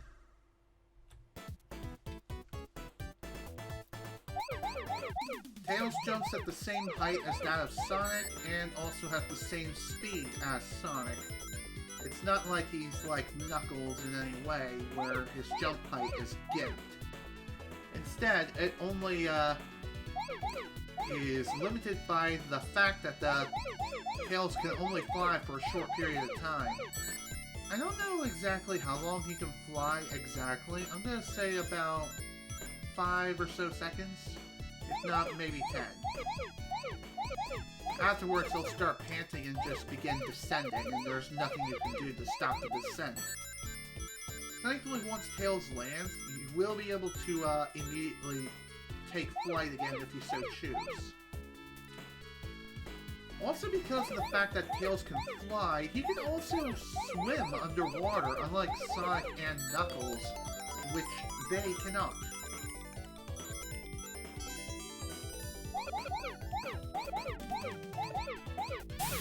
And there we go, all done with the first one.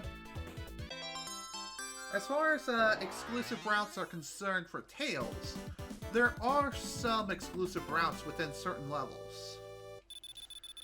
Albeit there's not as many as Knuckles, but even so. For the most part, Tails' campaign is the same as Sonic's. So that's something worth mentioning right there. Although, for Marble Garden Zone Act 2 and its end boss, the end boss for that is slightly different. Well, it's different as far as going about fighting him is concerned, actually.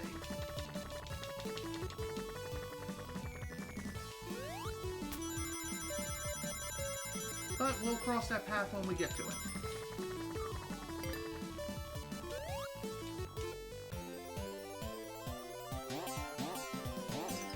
I believe Tails also has the same amount of access to all the bonus stages as both Sonic as well as Knuckles. Also, considering the fact that Tails also he also shares Sonic's route. And getting all the Chaos Emeralds before the first half of the game ends, that should be easy.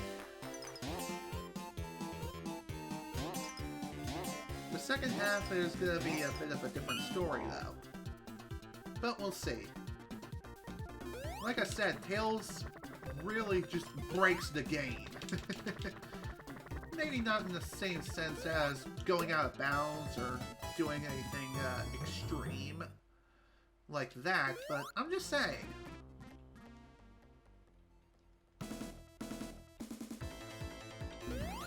Okay, that was bullshit. As was that. What the hell? The hell was that all about? Whatever, game. It's not like I had to damage him anyway.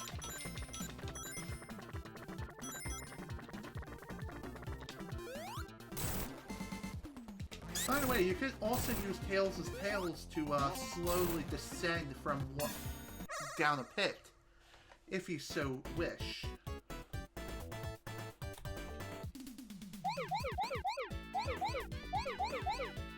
It's entirely up to you how you wish to play with Tails.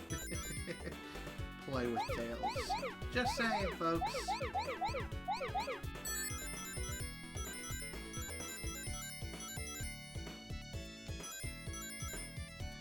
I'm definitely gonna try to get all the Chaos Emeralds with Tails before the second half of the game begins. Just like I did with Sonic, but hey, I'm just saying.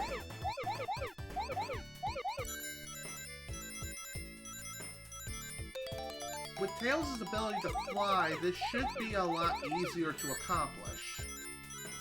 By the way, I'm not 100% sure on this, but I think Tails' campaign is considered by many to be the easy mode of the game.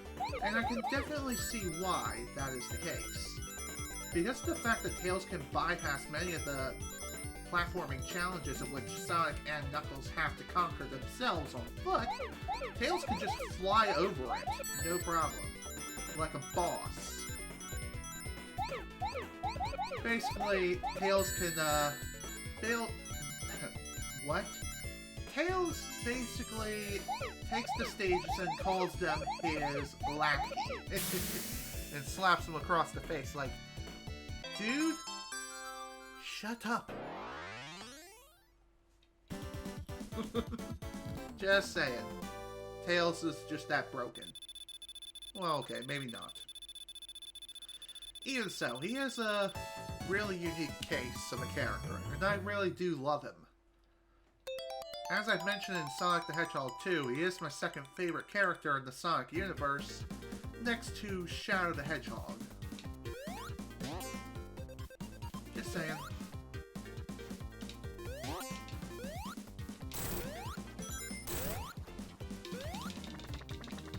Let's see, what else can we find around here?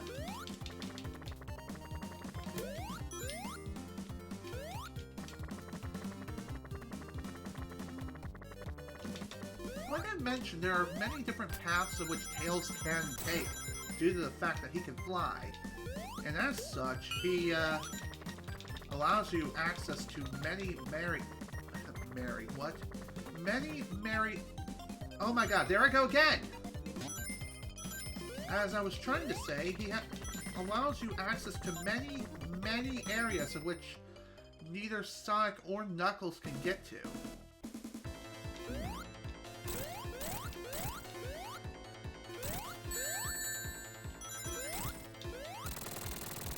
What's also really cool is that Tails can still attack enemies while in the air. He may not have an insta-shield, but his tails can actually do some work. They're like literal saw blades after all. Just saying.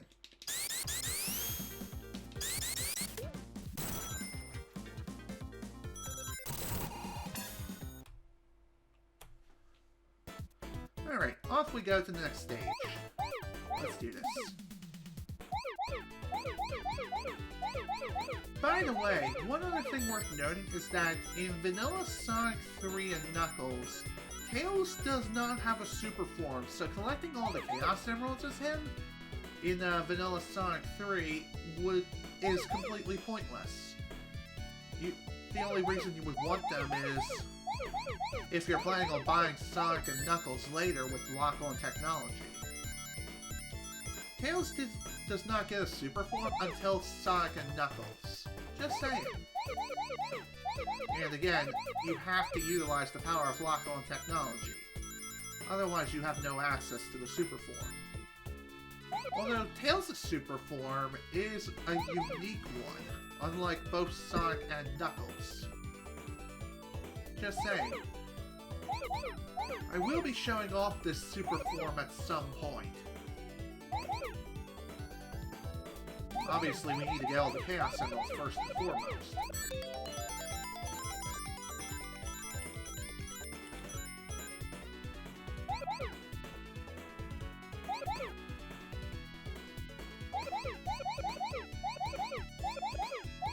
All done.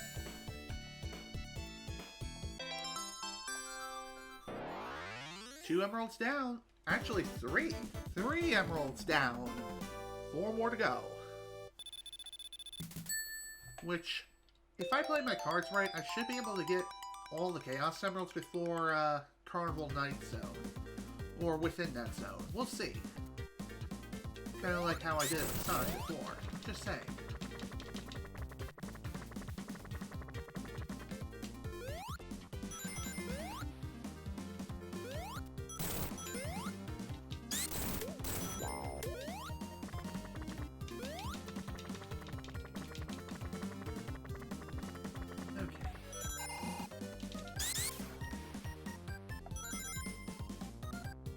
Anyway, around here there should be an area of which only Tails can have access to. And I believe that area is here? It might be further in. Or it's right here. Well, here we have another water switch of which we can press down.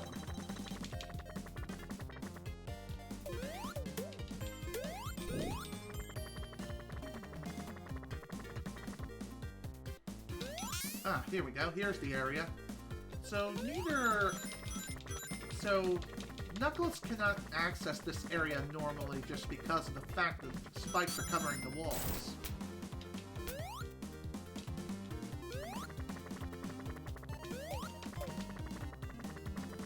However, Tails can access that area no problem. As far as what's over here, there's honestly not very much. It's just a shortcut. It's just a shortcut to allow you access to further into the level. Okay, why'd the game freeze like that? That kind of freaked me out for a second.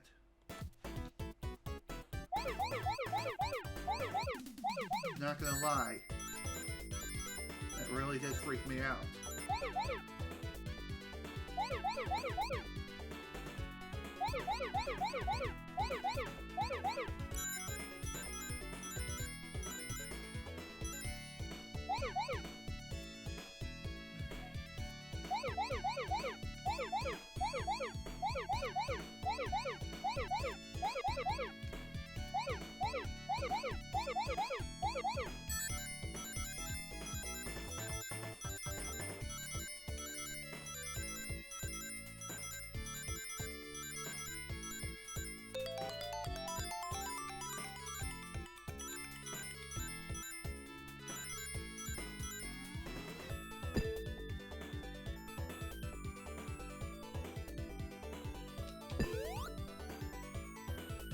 I know there was a row of...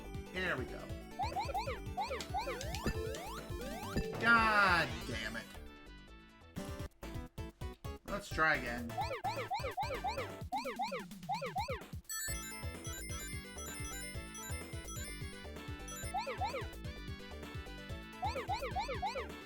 Honestly, I think I would need to take a slightly different approach if I want to go for perfect on this particular bonus stage.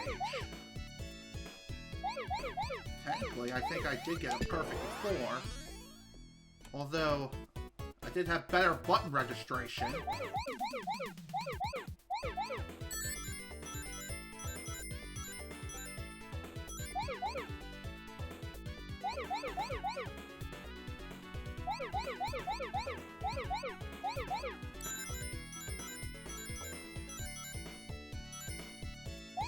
One thing I kind of always wondered when it comes to these bonus stages is just how fast can you go through these things?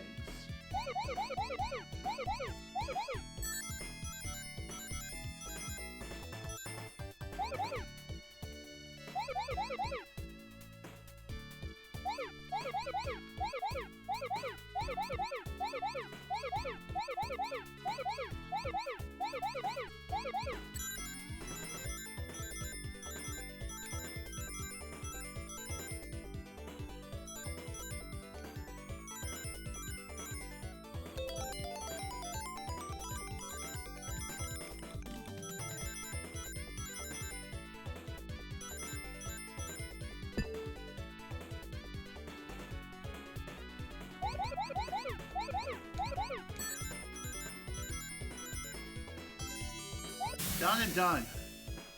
Phew, that was scary. I mean, when does this particular bonus stage not scare me? That's a mystery. That's definitely worth solving.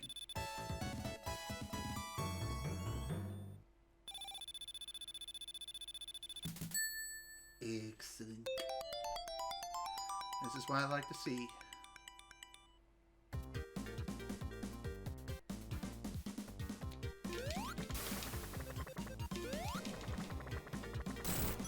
Alright.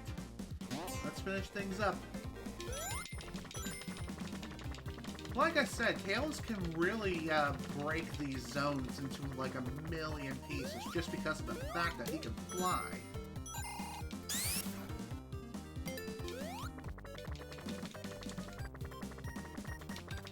Plus, you have a greater degree of control while in flight, too.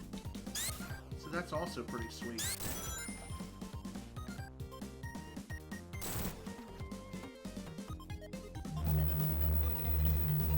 Alright, off we go.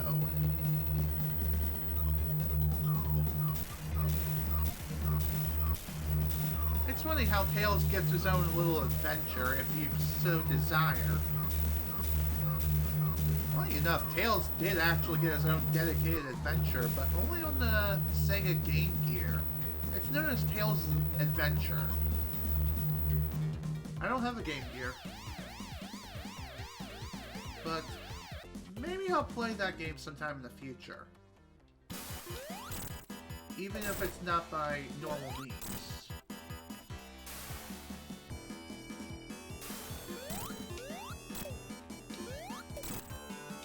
Anyway, the bonus fights here are really no different.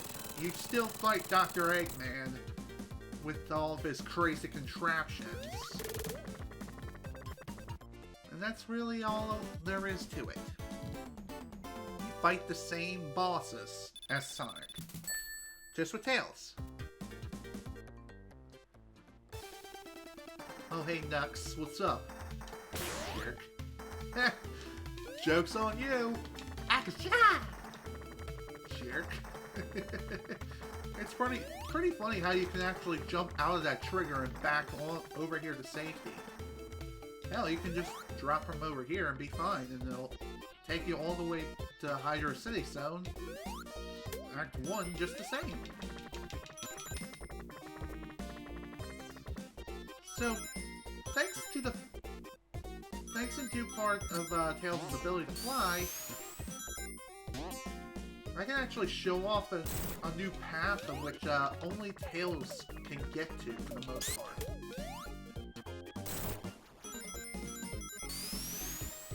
And that is the upper path of this level, which we haven't really seen. Just because, well, obviously, Sonic can't get up here by normal means. At least not without Tails' assistance. Also, bullshit. Maybe I shouldn't have hit down at all. No? And he still stops? What the actual hell is that all about?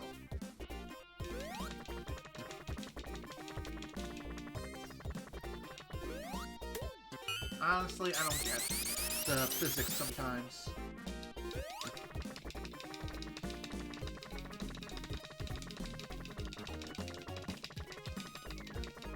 Nothing up here.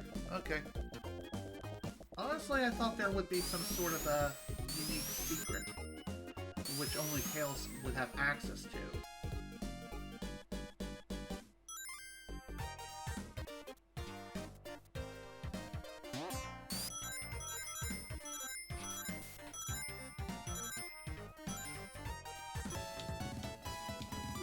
Neat.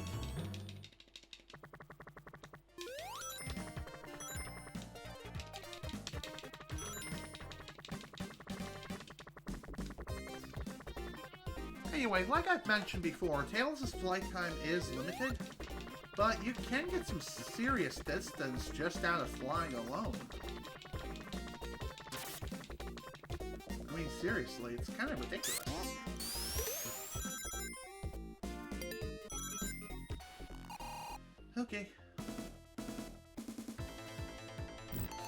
Now then, this particular boss fight, just like I mentioned before, is no different.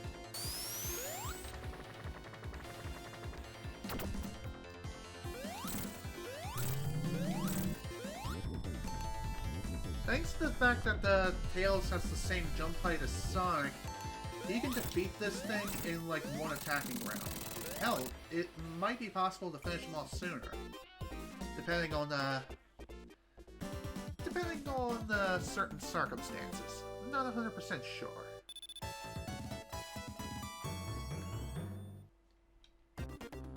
All right, let's go.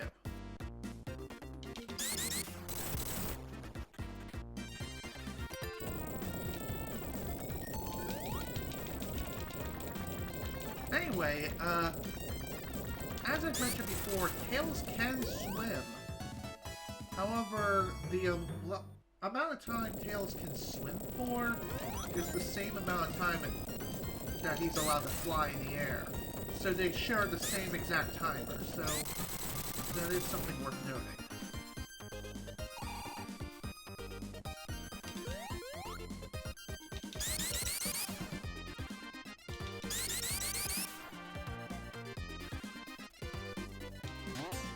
Maybe I'll be able to show off some new paths for Tails, of which only he can take.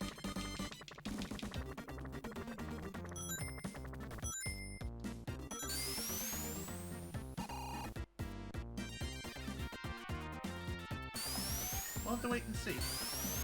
I know there were some paths of which, technically speaking, Sonic could get to, but it was a lot more difficult.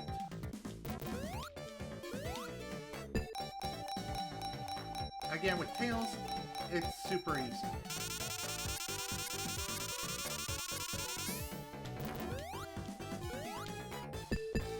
Oh, come on, game. Screw you! That was a load of bullcrap.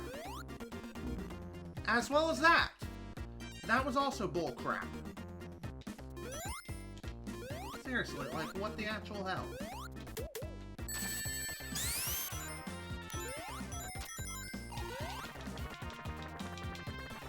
You would think they would put something up there. I must be thinking of a later point in the level that they do something like that.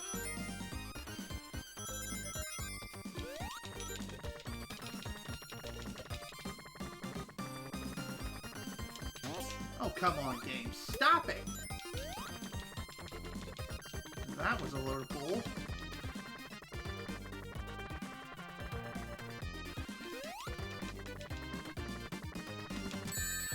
Excuse me.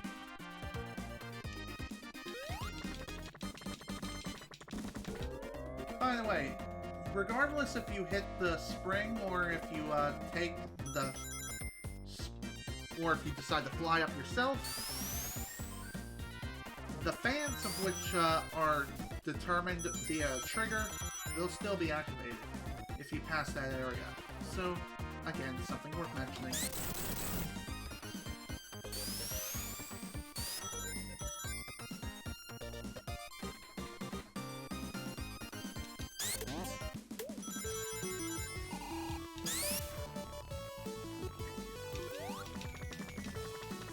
Anyway, up here we have another path of which only Tails can take. I think Knuckles can technically get up here too, albeit it's a lot harder for him to do so. It's nothing really much to sneeze at, it's just a shortcut. And that's all there is to it, it's just a shortcut.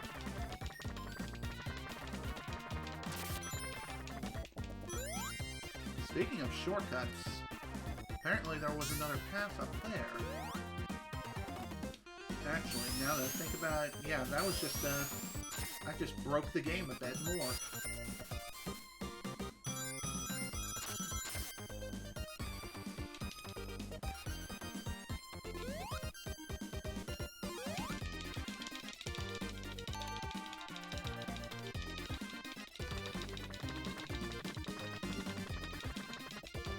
Oh, come on, really?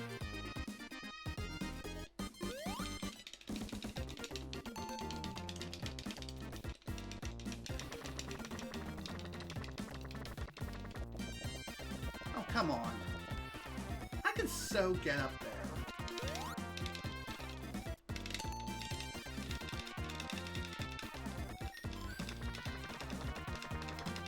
Or maybe I can't.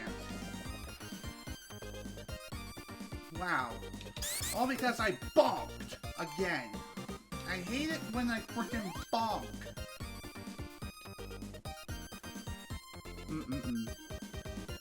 This game, I swear. All this really is, though, is it's just a shortcut. And also that. Neat.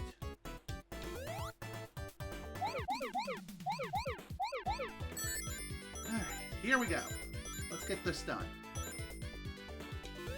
Hopefully nice and quickly, and without too much difficulty.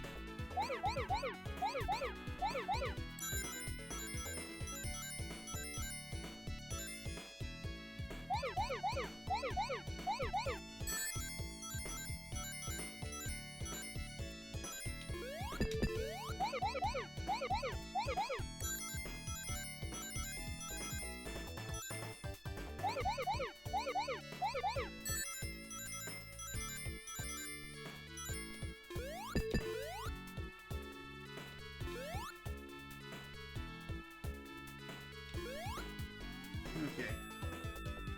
I just looped back around again.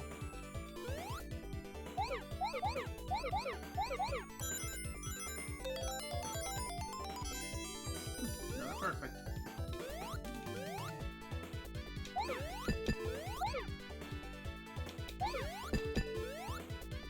How did I jump over the last blue spear? I don't know. Probably due to the increased speed. Not 100% sure. But regardless, at least the deed is done, and we got another perfect and another Chaos Emerald added to the collection. 5 down, 2 to go, folks. 5 down, 2 to go.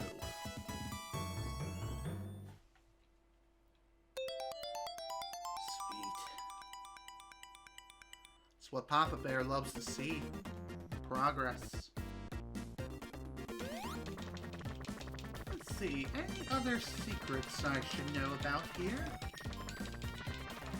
Actually, there is.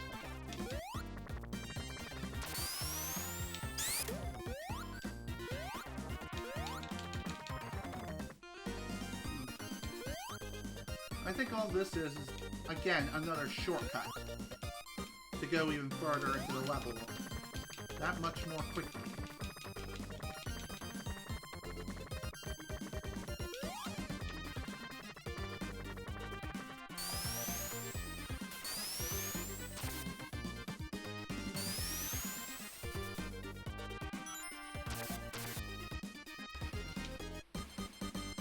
Or that was me going backwards? I don't know.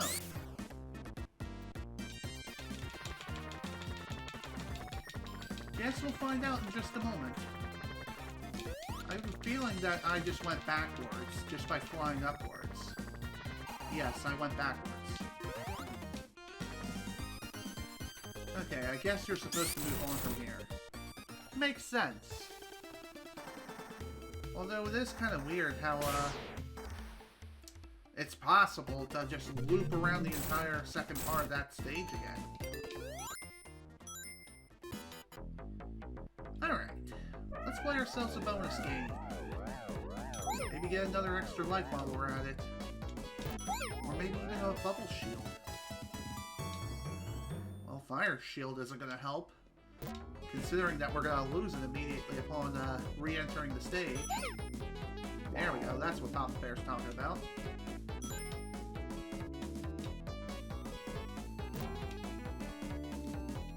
I could just exit out of the stage with just this and I'd be perfectly happy with it. Or I could just lose the shield immediately and get the wrong one again.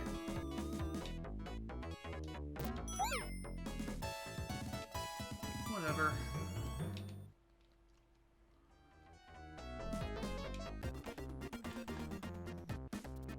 Like I said, it's not like the biggest deciding factor in the world. So anyway, remember this boss fight? well, Tails can completely break it, which is pretty awesome.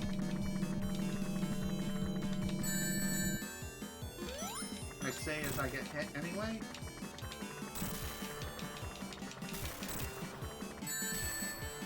Obviously, you just have to hit the underside of Dr. Eggman's machine. If you hit the side, then that's not good.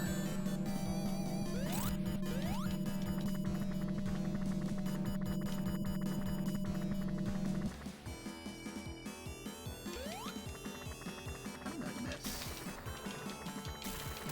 There we go. All done. Phew. Honestly, that was kind of scary at the end. Not gonna lie.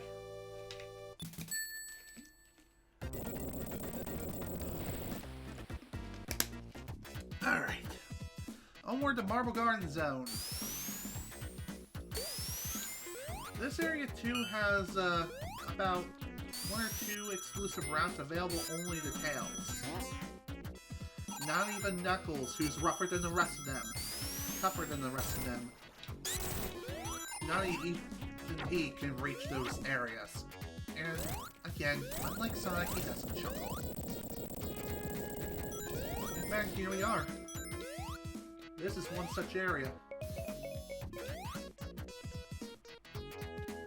Knuckles can technically get up here, but not up the rest of this vertical shaft.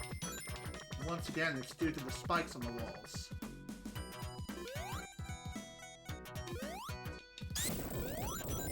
Honestly, all this is just, once again, another shortcut for Tails.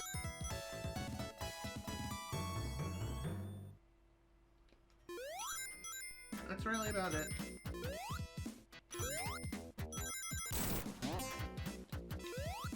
Dang it. I hate those guys so much that act like frickin' porcupines and crap. That is so stupid. They're kind of like a jack-in-the-box. One of the most annoying things ever to grace the human race.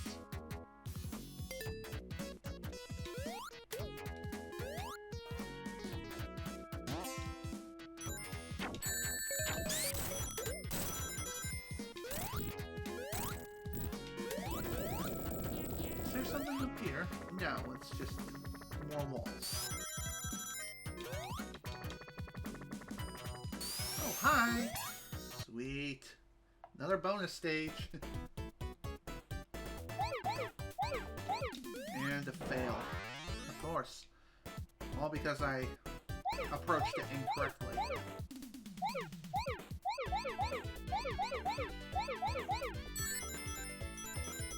Okay, let's get this done nice and quick.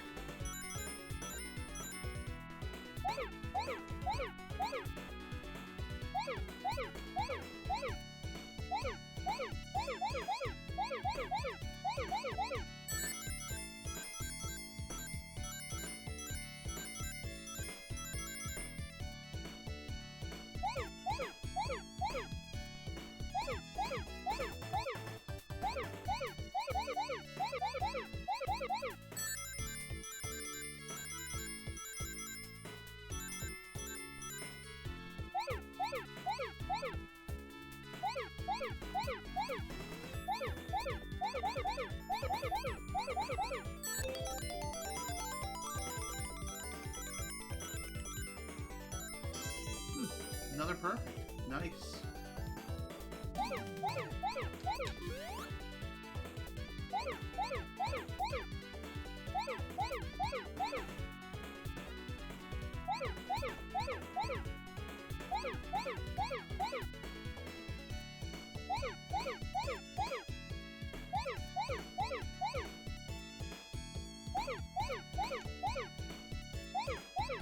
Done and done. Alright, 6 emeralds down, folks! 1 more to go! Then afterwards, it's smooth sailing for Tails. And we'll be able to get that much further into the game that much more quickly. One other thing worth noting, and that is, like I said before, Tails does not have a super form in the vanilla Sonic 3 and Knuckles. And I believe even if you do use the power of lock-on technology, Tails still does not have access to a super form until the second half of the game begins and you have all the Super Emeralds activated. I could be wrong, but we'll have to wait and see. Back up, buddy.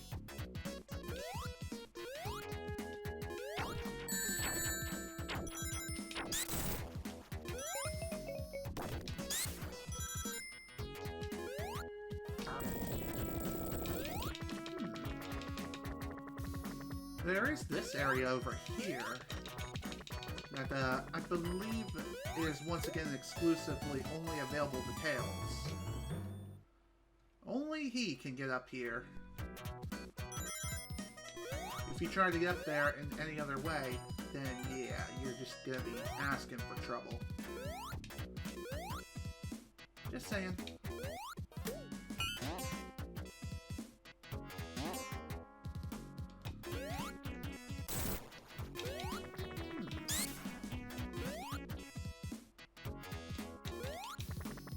I never really looked over here to see what else I could find in these areas. It's kind of interesting of different findings of different areas that I never really thought about looking at before.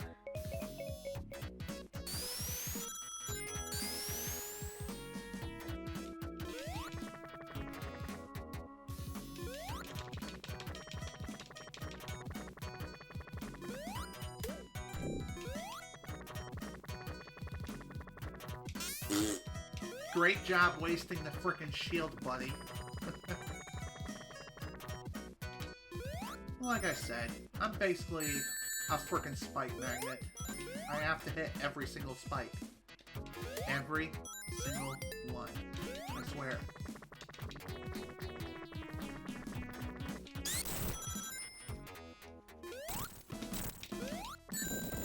Okay, that was bullcrap. As well as the ring's not bouncing either.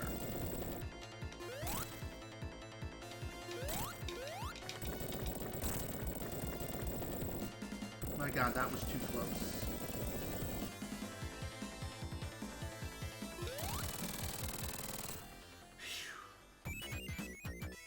Can I push the envelope any closer to death than I already have? Seriously?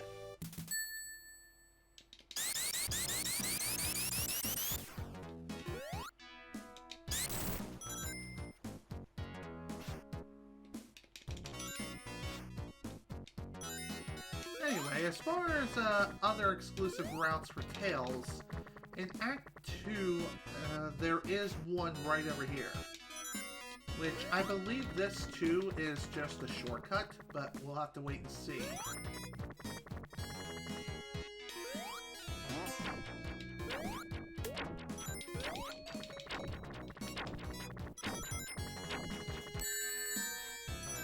So far, it seems to me that this too is an exclusive route for Tails. So that's pretty sweet, all things considered.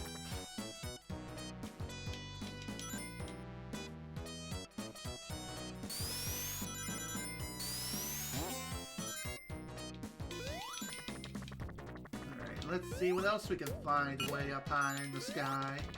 Maybe even up high, and it'll make me wonder why.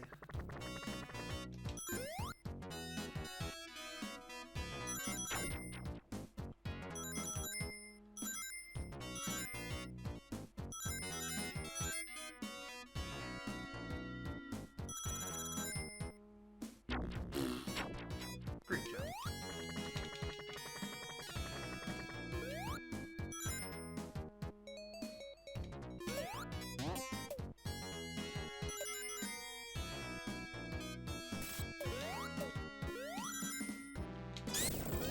Alright, as far as other exclusive info when it comes to this act, there really isn't much else.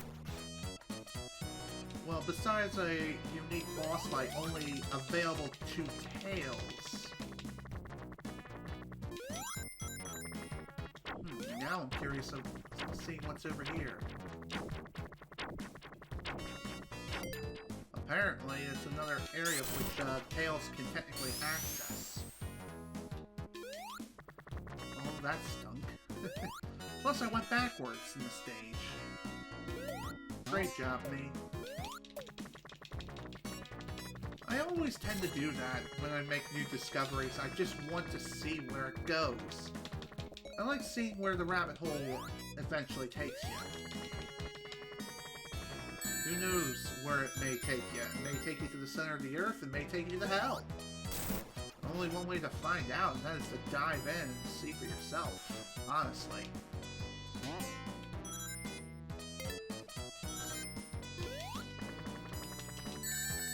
Okay, that was a little bullcrap.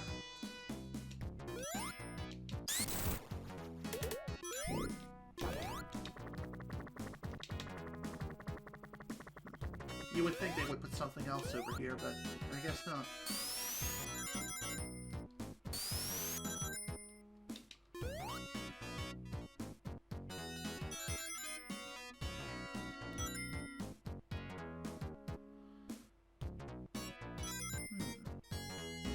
Oh, come on! Seriously?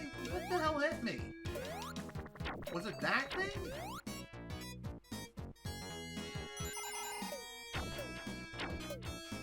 I mean, if that was the case, that's kind of dumb.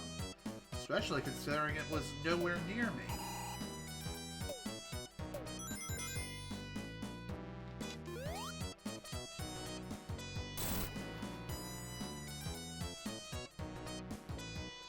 Come on, drop, please. We don't have time to waste. We gotta move. By the way, since Tails can, essentially take an alternate route, many of the Eggman encounters can be skipped entirely just by flying throughout the entire stage, which is pretty sweet.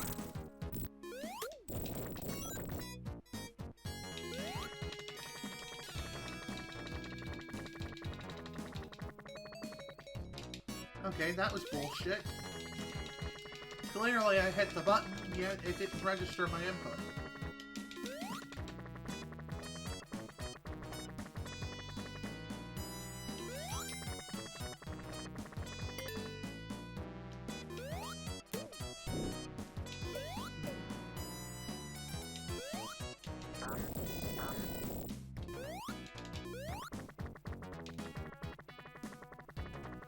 Now then.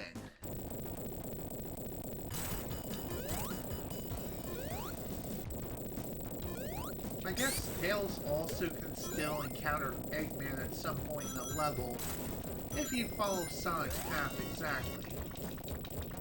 In fact, you may encounter him multiple times. But I'm not sure if you can skip all the encounters altogether with Tails. You probably could if you play your cards right, but then again, who knows? If anyone has any ideas, feel free to share. I'd love to hear them.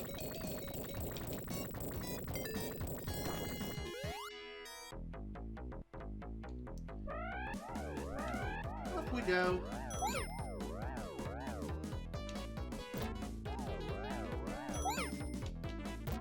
Am I just gonna get clear spears all day?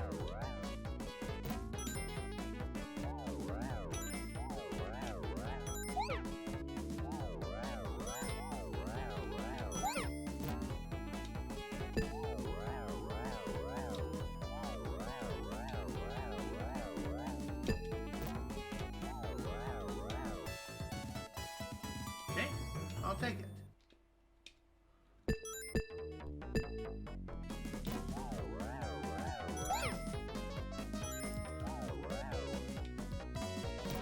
Get moving.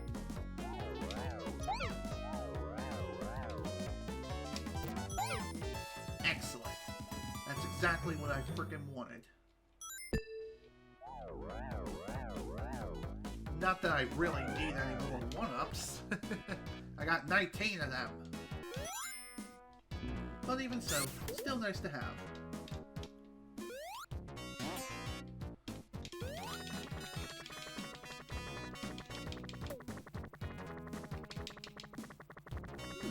Hello. Do believe this is also another area which only Tails can access. I could be wrong, but I'm pretty sure that is the case. Okay, time to fight the boss. So, unlike last time where we had Sonic able to jump on top of Eggman, this time Tails has to take the sky alone. And as such, hitting him is pretty painful.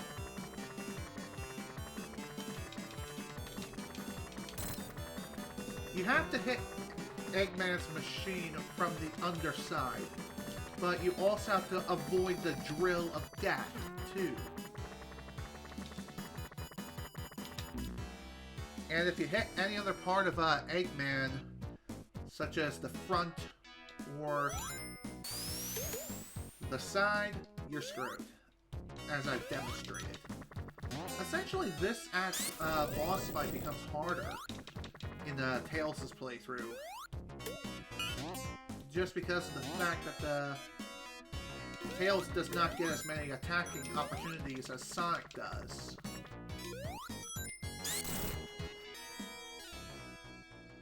You could get a few initial hits in, probably.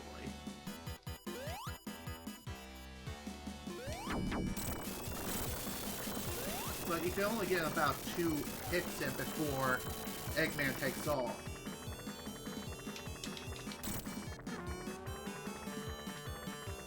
So really, the only times you can attack Eggman with Tails in this fight is when he's flying horizontally across the screen. All other times, you can't really do much against him. Maybe if he's flying upwards, you could get a hit in or something, but you do have to be fast. Also, screw you, game. That was complete bullshit, and you know it.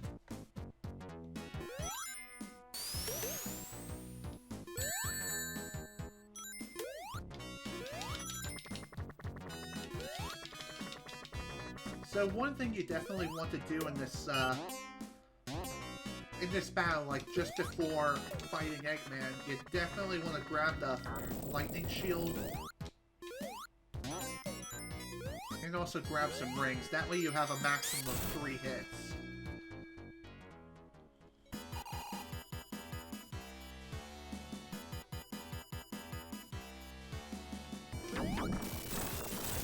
Oh, come on, that was bullcrap. By the way, if you get hit in this fight, there's no recovering your rings. And there are a lot of ways you can get hit, as I've clearly demonstrated. Such as the drill, the booster, or hitting the wrong part of Eggman's machine. Just saying, it's not a fun time.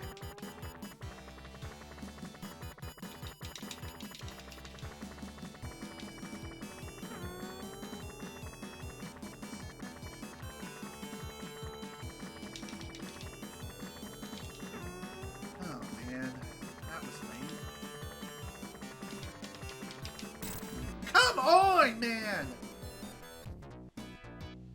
Why is there no knockback as soon as I hit the thing? And other times there is. Like, what's up with that inconsistent knockback bullshit?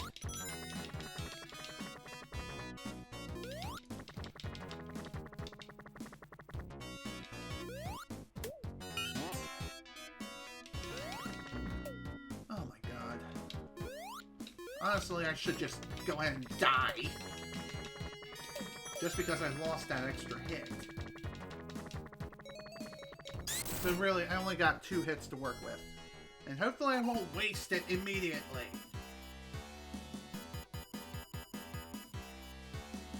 Alright,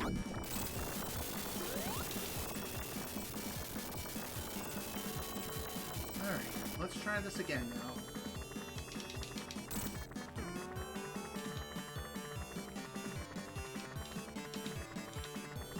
Honestly, I wasn't sure if he was going to come from down below, or if he was going to do that.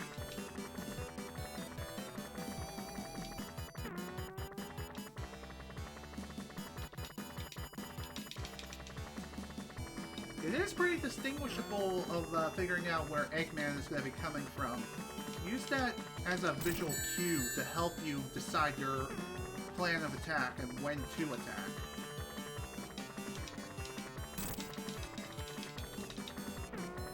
Thankfully, throughout this fight, you do have unlimited flight, so you have that going for you at the very least.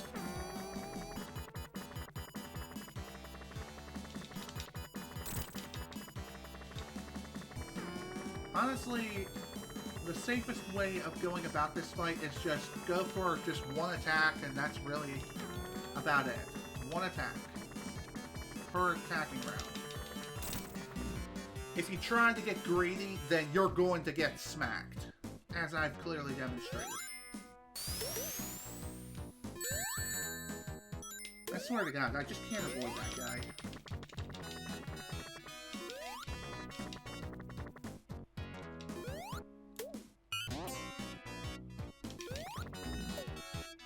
Again, why do I always run into every single enemy?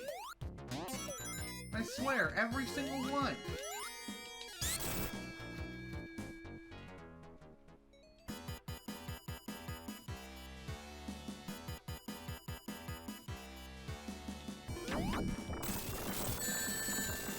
What's really annoying is that if you try to go for more than one hit during that initial part, then for whatever reason you just phase right through Eggman and just take unnecessary damage.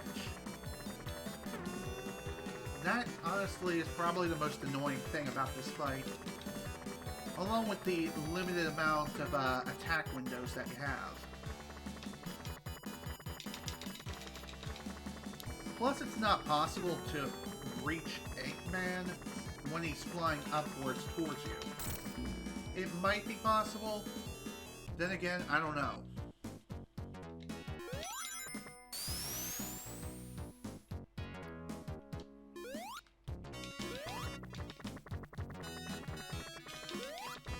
I'm honestly surprised I'm having such a hard time with this battle.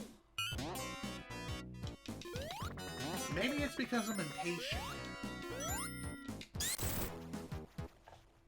I need to have more patience when it comes to this battle. That is for sure.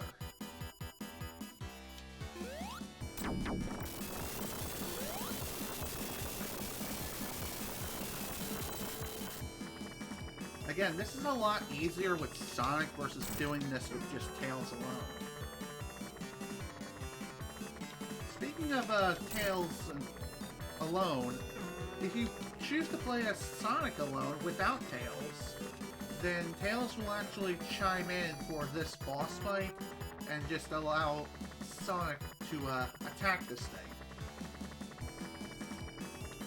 After they finish the stage and head to Carnival Night Zone, Tails just flies off into the sunset.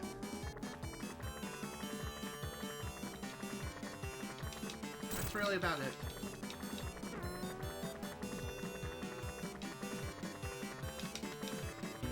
God damn it. I thought maybe I could land in a hit, but I guess not. I knew that was gonna goddamn happen too. My positioning was way off and there was no way I could recover.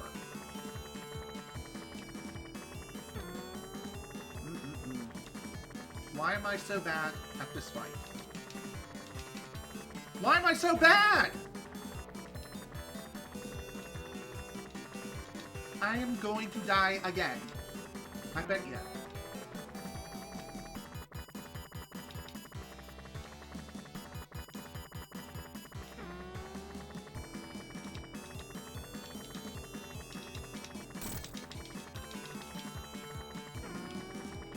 Now I kind of wonder if I'm going to be able to finish this guy off before the time limit reaches. Because we're already at 8 minutes. And as you should know, there is a 10-minute time limit. Okay, never mind. That's irrelevant. The deed is done. All done.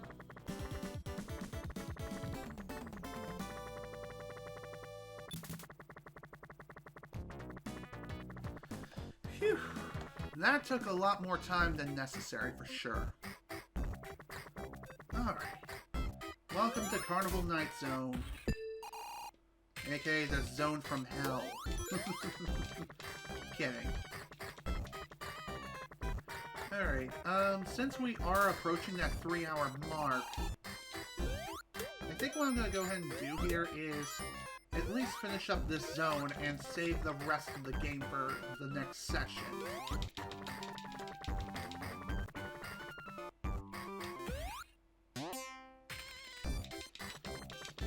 As far as exclusive routing is concerned for Tales in this zone, there honestly isn't much of any, if any at all.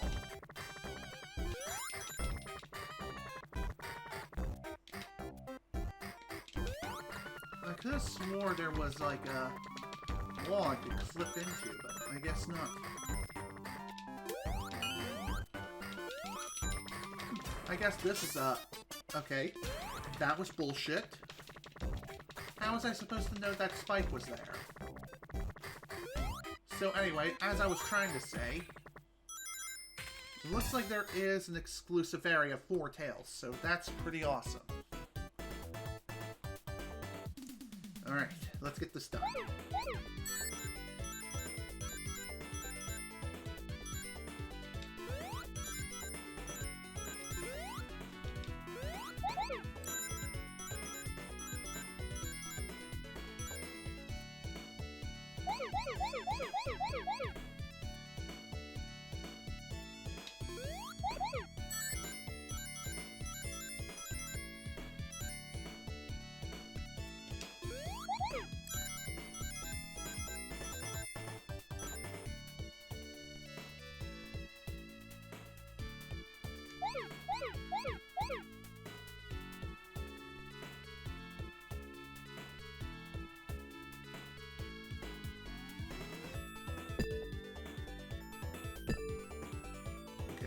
I went the wrong way.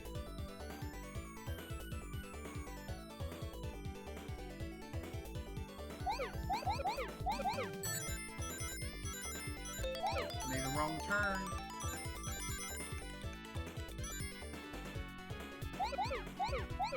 Damn it! I knew it! I started to panic as soon as the speed went way too gosh diddly dang fast.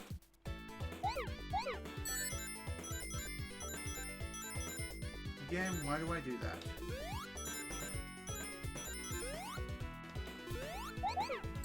Honestly, I feel as though the motion blur is to blame for that in this situation.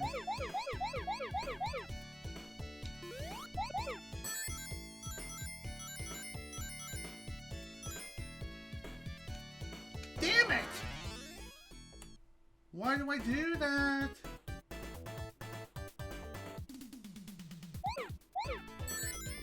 Alright, let's take it easy. We can do this. This is the same as it's always been. No shenanigans. No bullshit besides just me flipping up on the controls.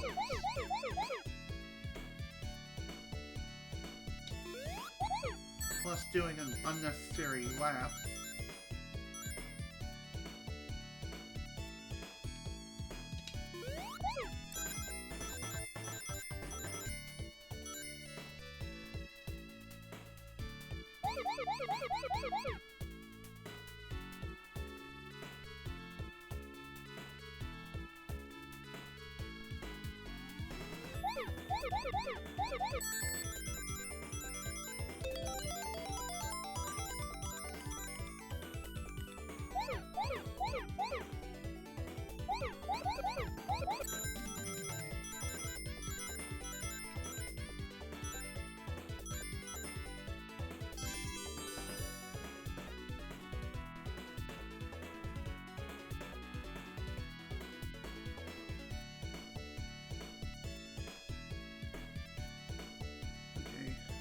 Where are the last 4 spears?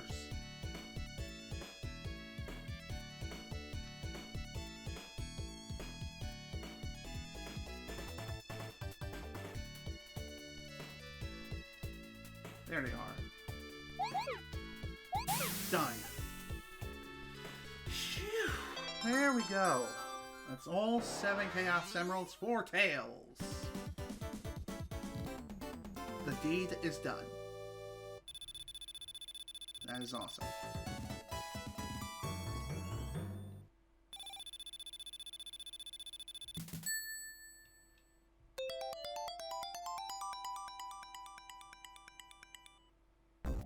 Now, like I said, Tails unfortunately does not have a super form right now. We have to wait until we activate all of the super emeralds first before Tails even gets the opportunity to unleash his super power. That is kind of lame. But oh well. Not a whole lot we can do about that, unfortunately. But hey, at least we got about 2 more continues in the span of less than 2 minutes. Doesn't look like we're going to be playing with the roulette wheel today. As much as I want to, the game is just not letting me in. I just keep bouncing all over the damn place.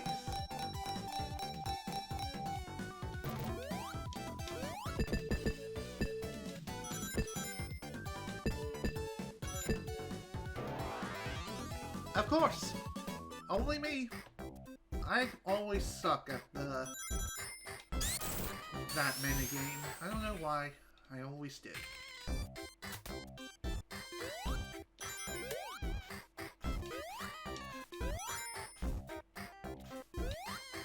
So, just like before with Sonic, after you collect all the Chaos Emeralds, any additional giant rings you find from that point going forward, it'll just grant you 50 additional rings upon collection.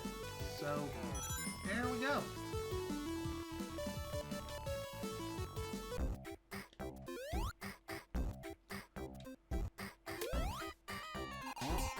Now then, as far as any additional routing, I'm not 100% sure, actually. At least when it comes to this particular act. Also, hello! Welcome to the stream. I can't quite read your name. It looks like a series of like a T2 and a bunch of numbers.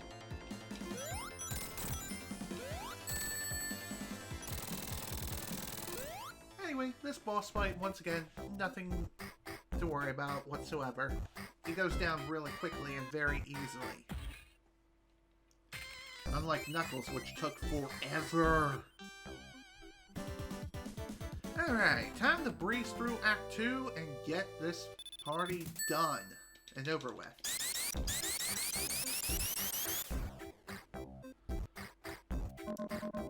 As far as this particular act, there isn't any sort of exclusivity when it comes to Tails' variant. It's the same as Sonic's. Also, screw you, game.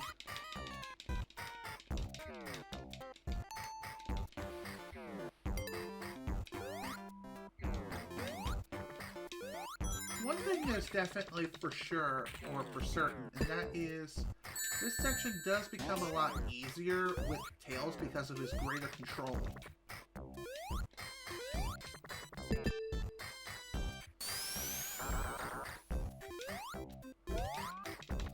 It doesn't mean that you can just go through it effortlessly because, let's be honest here, if it was that easy, that'd be pretty sweet.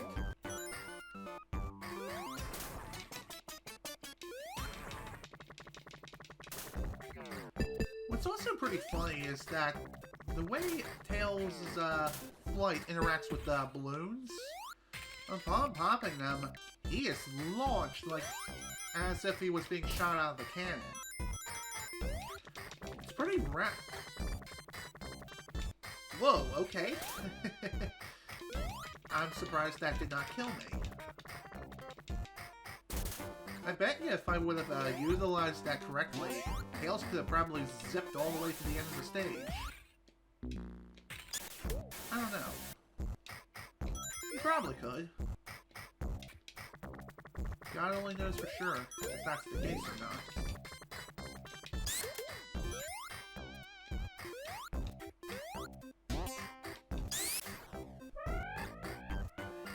Alright, let's finish this up.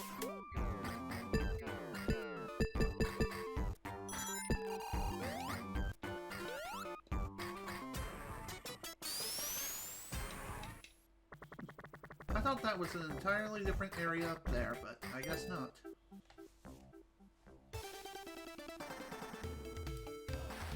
Alright, let's go.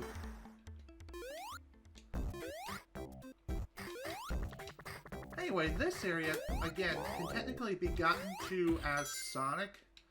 It's just more difficult to do so, and you kind of need a bubble shield beforehand to even get up there. Or Super Sonic. That works too.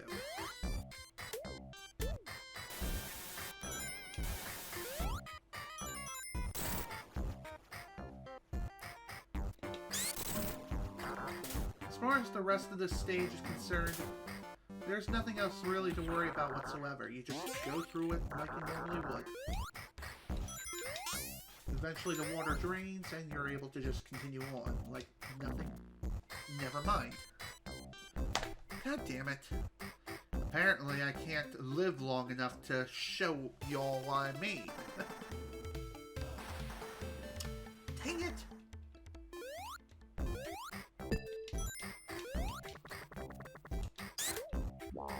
One pretty annoying thing about Tails is that if you happen to bounce off of something, such as a spring or a bumper ball in this zone, for example,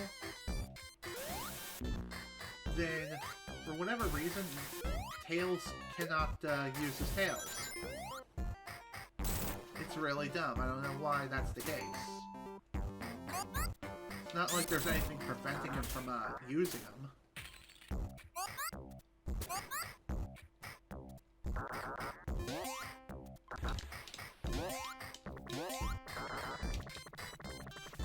That was pretty weird. Pretty weird interaction. Never have I actually been in flight. Please drop. Thank you. That was annoying.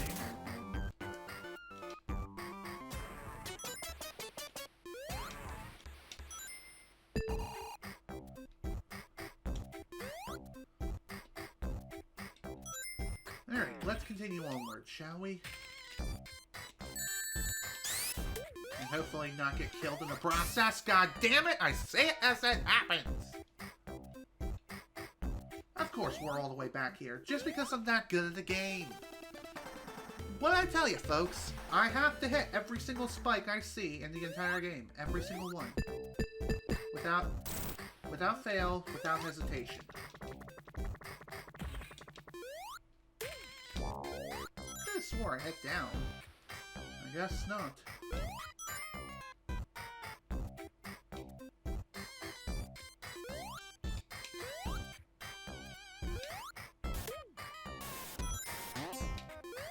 Okay, that'll work.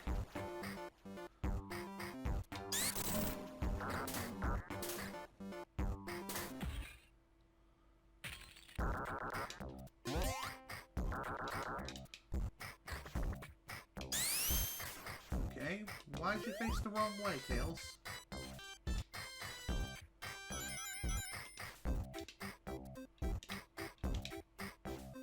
Oh, please. Are we doing this again?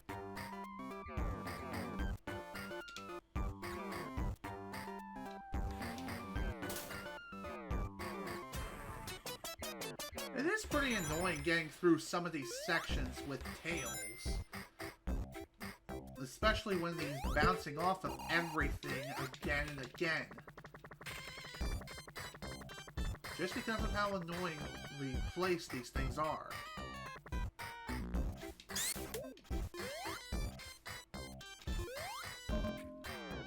Thankfully, there's not too much left of this level. There is that one infamous death trap, but other than that, though, that's about it. There's nothing else that's really exclusive for Tails for the remainder of this route. I mean, for the remainder of this act. It's the same as it always was.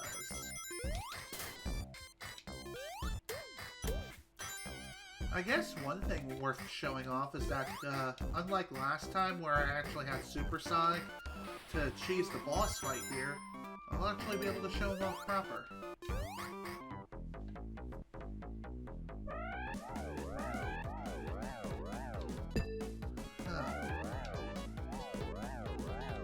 That's neat.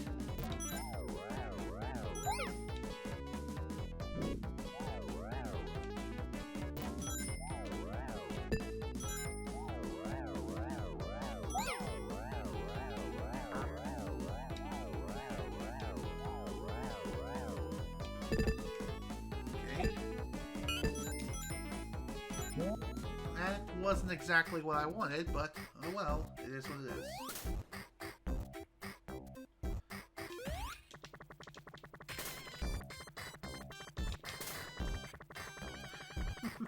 What can I say? Tails is a bit of a rocket man, if you know what I mean.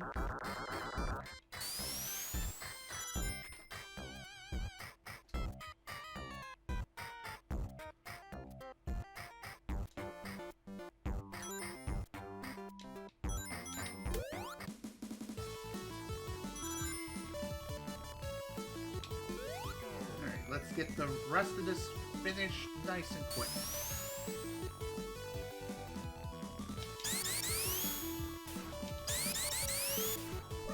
Thankfully, we'll be able to do so without too much of a problem.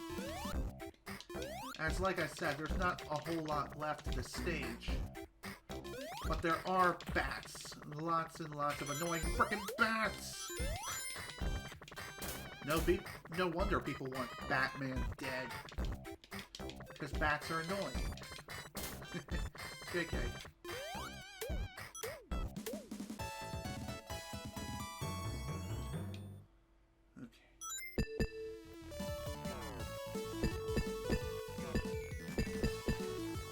Come on, let's go.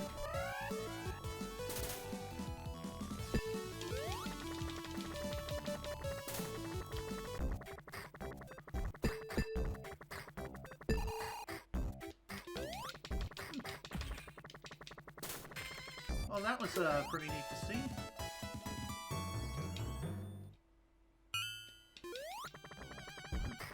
I thought there was something else over there, but I guess not.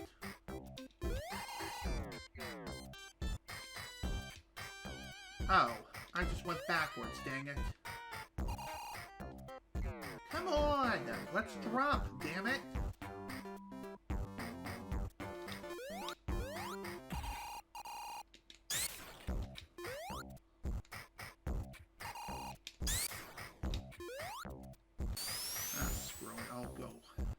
Keep going.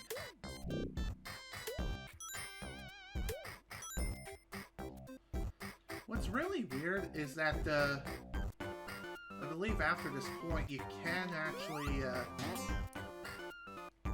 phase right through the remaining part of this level. I hope I didn't go backwards again. No, this looks like the right way. So that's good. Yep. It is. Good.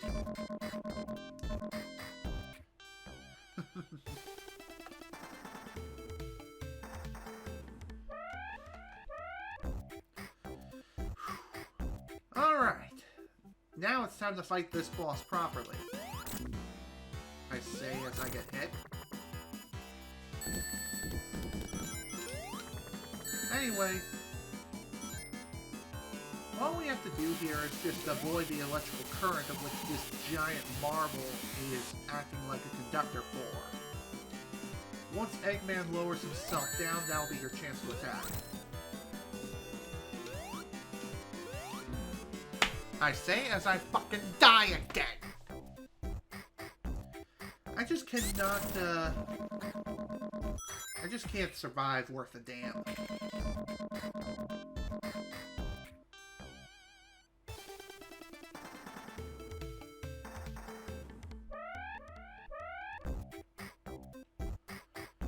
Alright, let's try this again now, shall we?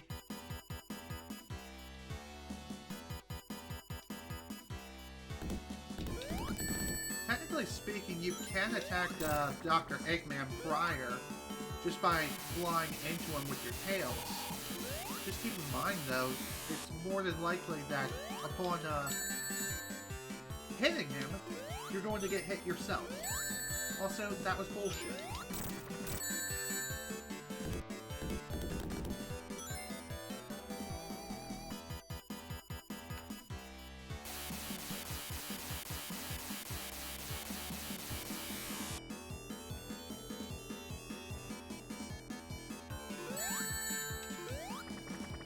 Okay, I don't quite understand that at all.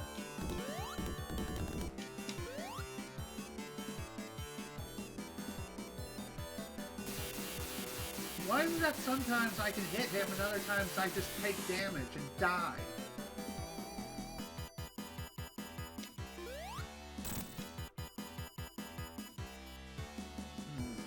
I swear, man.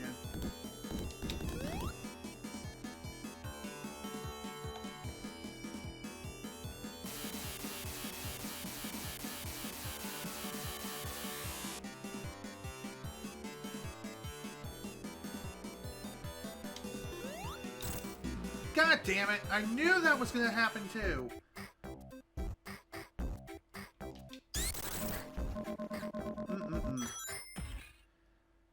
Obviously, if you have an electric shield on you, then the boss fight once again becomes really easy. Just because you don't have to worry about the electricity whatsoever.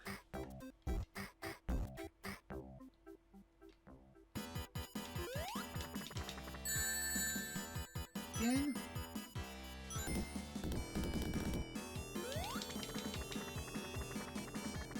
I thought that would hit him for sure.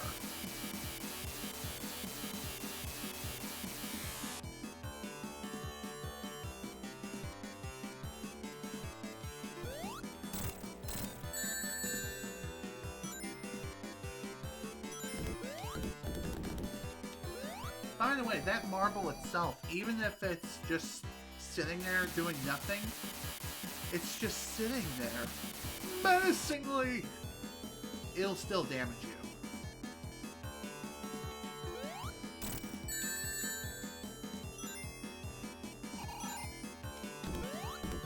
I don't know how I survived that or didn't take damage there, but I'll take it. Overall, despite the fact that I keep dying to this SOB, it's a pretty easy boss fight, at least as Sonic. Tails? Well, it's not so easy.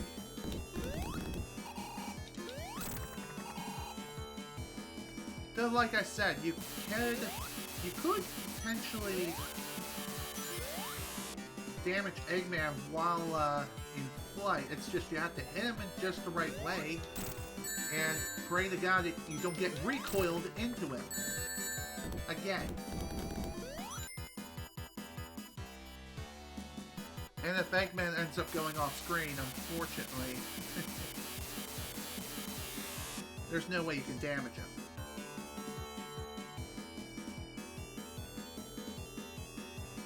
And I think we're going to end up getting a time over. Or I could just finish it right there. Okay. That was way too close for comfort. That is for sure. Like I mentioned earlier, though, I am going to go ahead and end things here. Just after we head into the next zone, which is Ice Cap Zone. The reason why? Well, we're over the 3-hour mark. It is getting kind of late. So, yeah. We're going to go ahead and call it a day here. This is General Snivy with the Sonic the Hedgehog 3 and Knuckles playthrough. Thank you all so much for watching, and if you were able to attend the live stream live, thank you for attending. Next time, we're going to be finishing up this game completely, once and for all. I'm going to be showing off the last few little things. Show off the remainder of Tails' campaign, his super form, and finally show off the debug mode, level select, and also the competition mode, which, that's going to be fun. Let me tell you. Excuse me. Anywho, once again, thank you all so much for watching. Hope you all enjoyed. See you all next time for the more than likely to be the finale of this game. See you all then.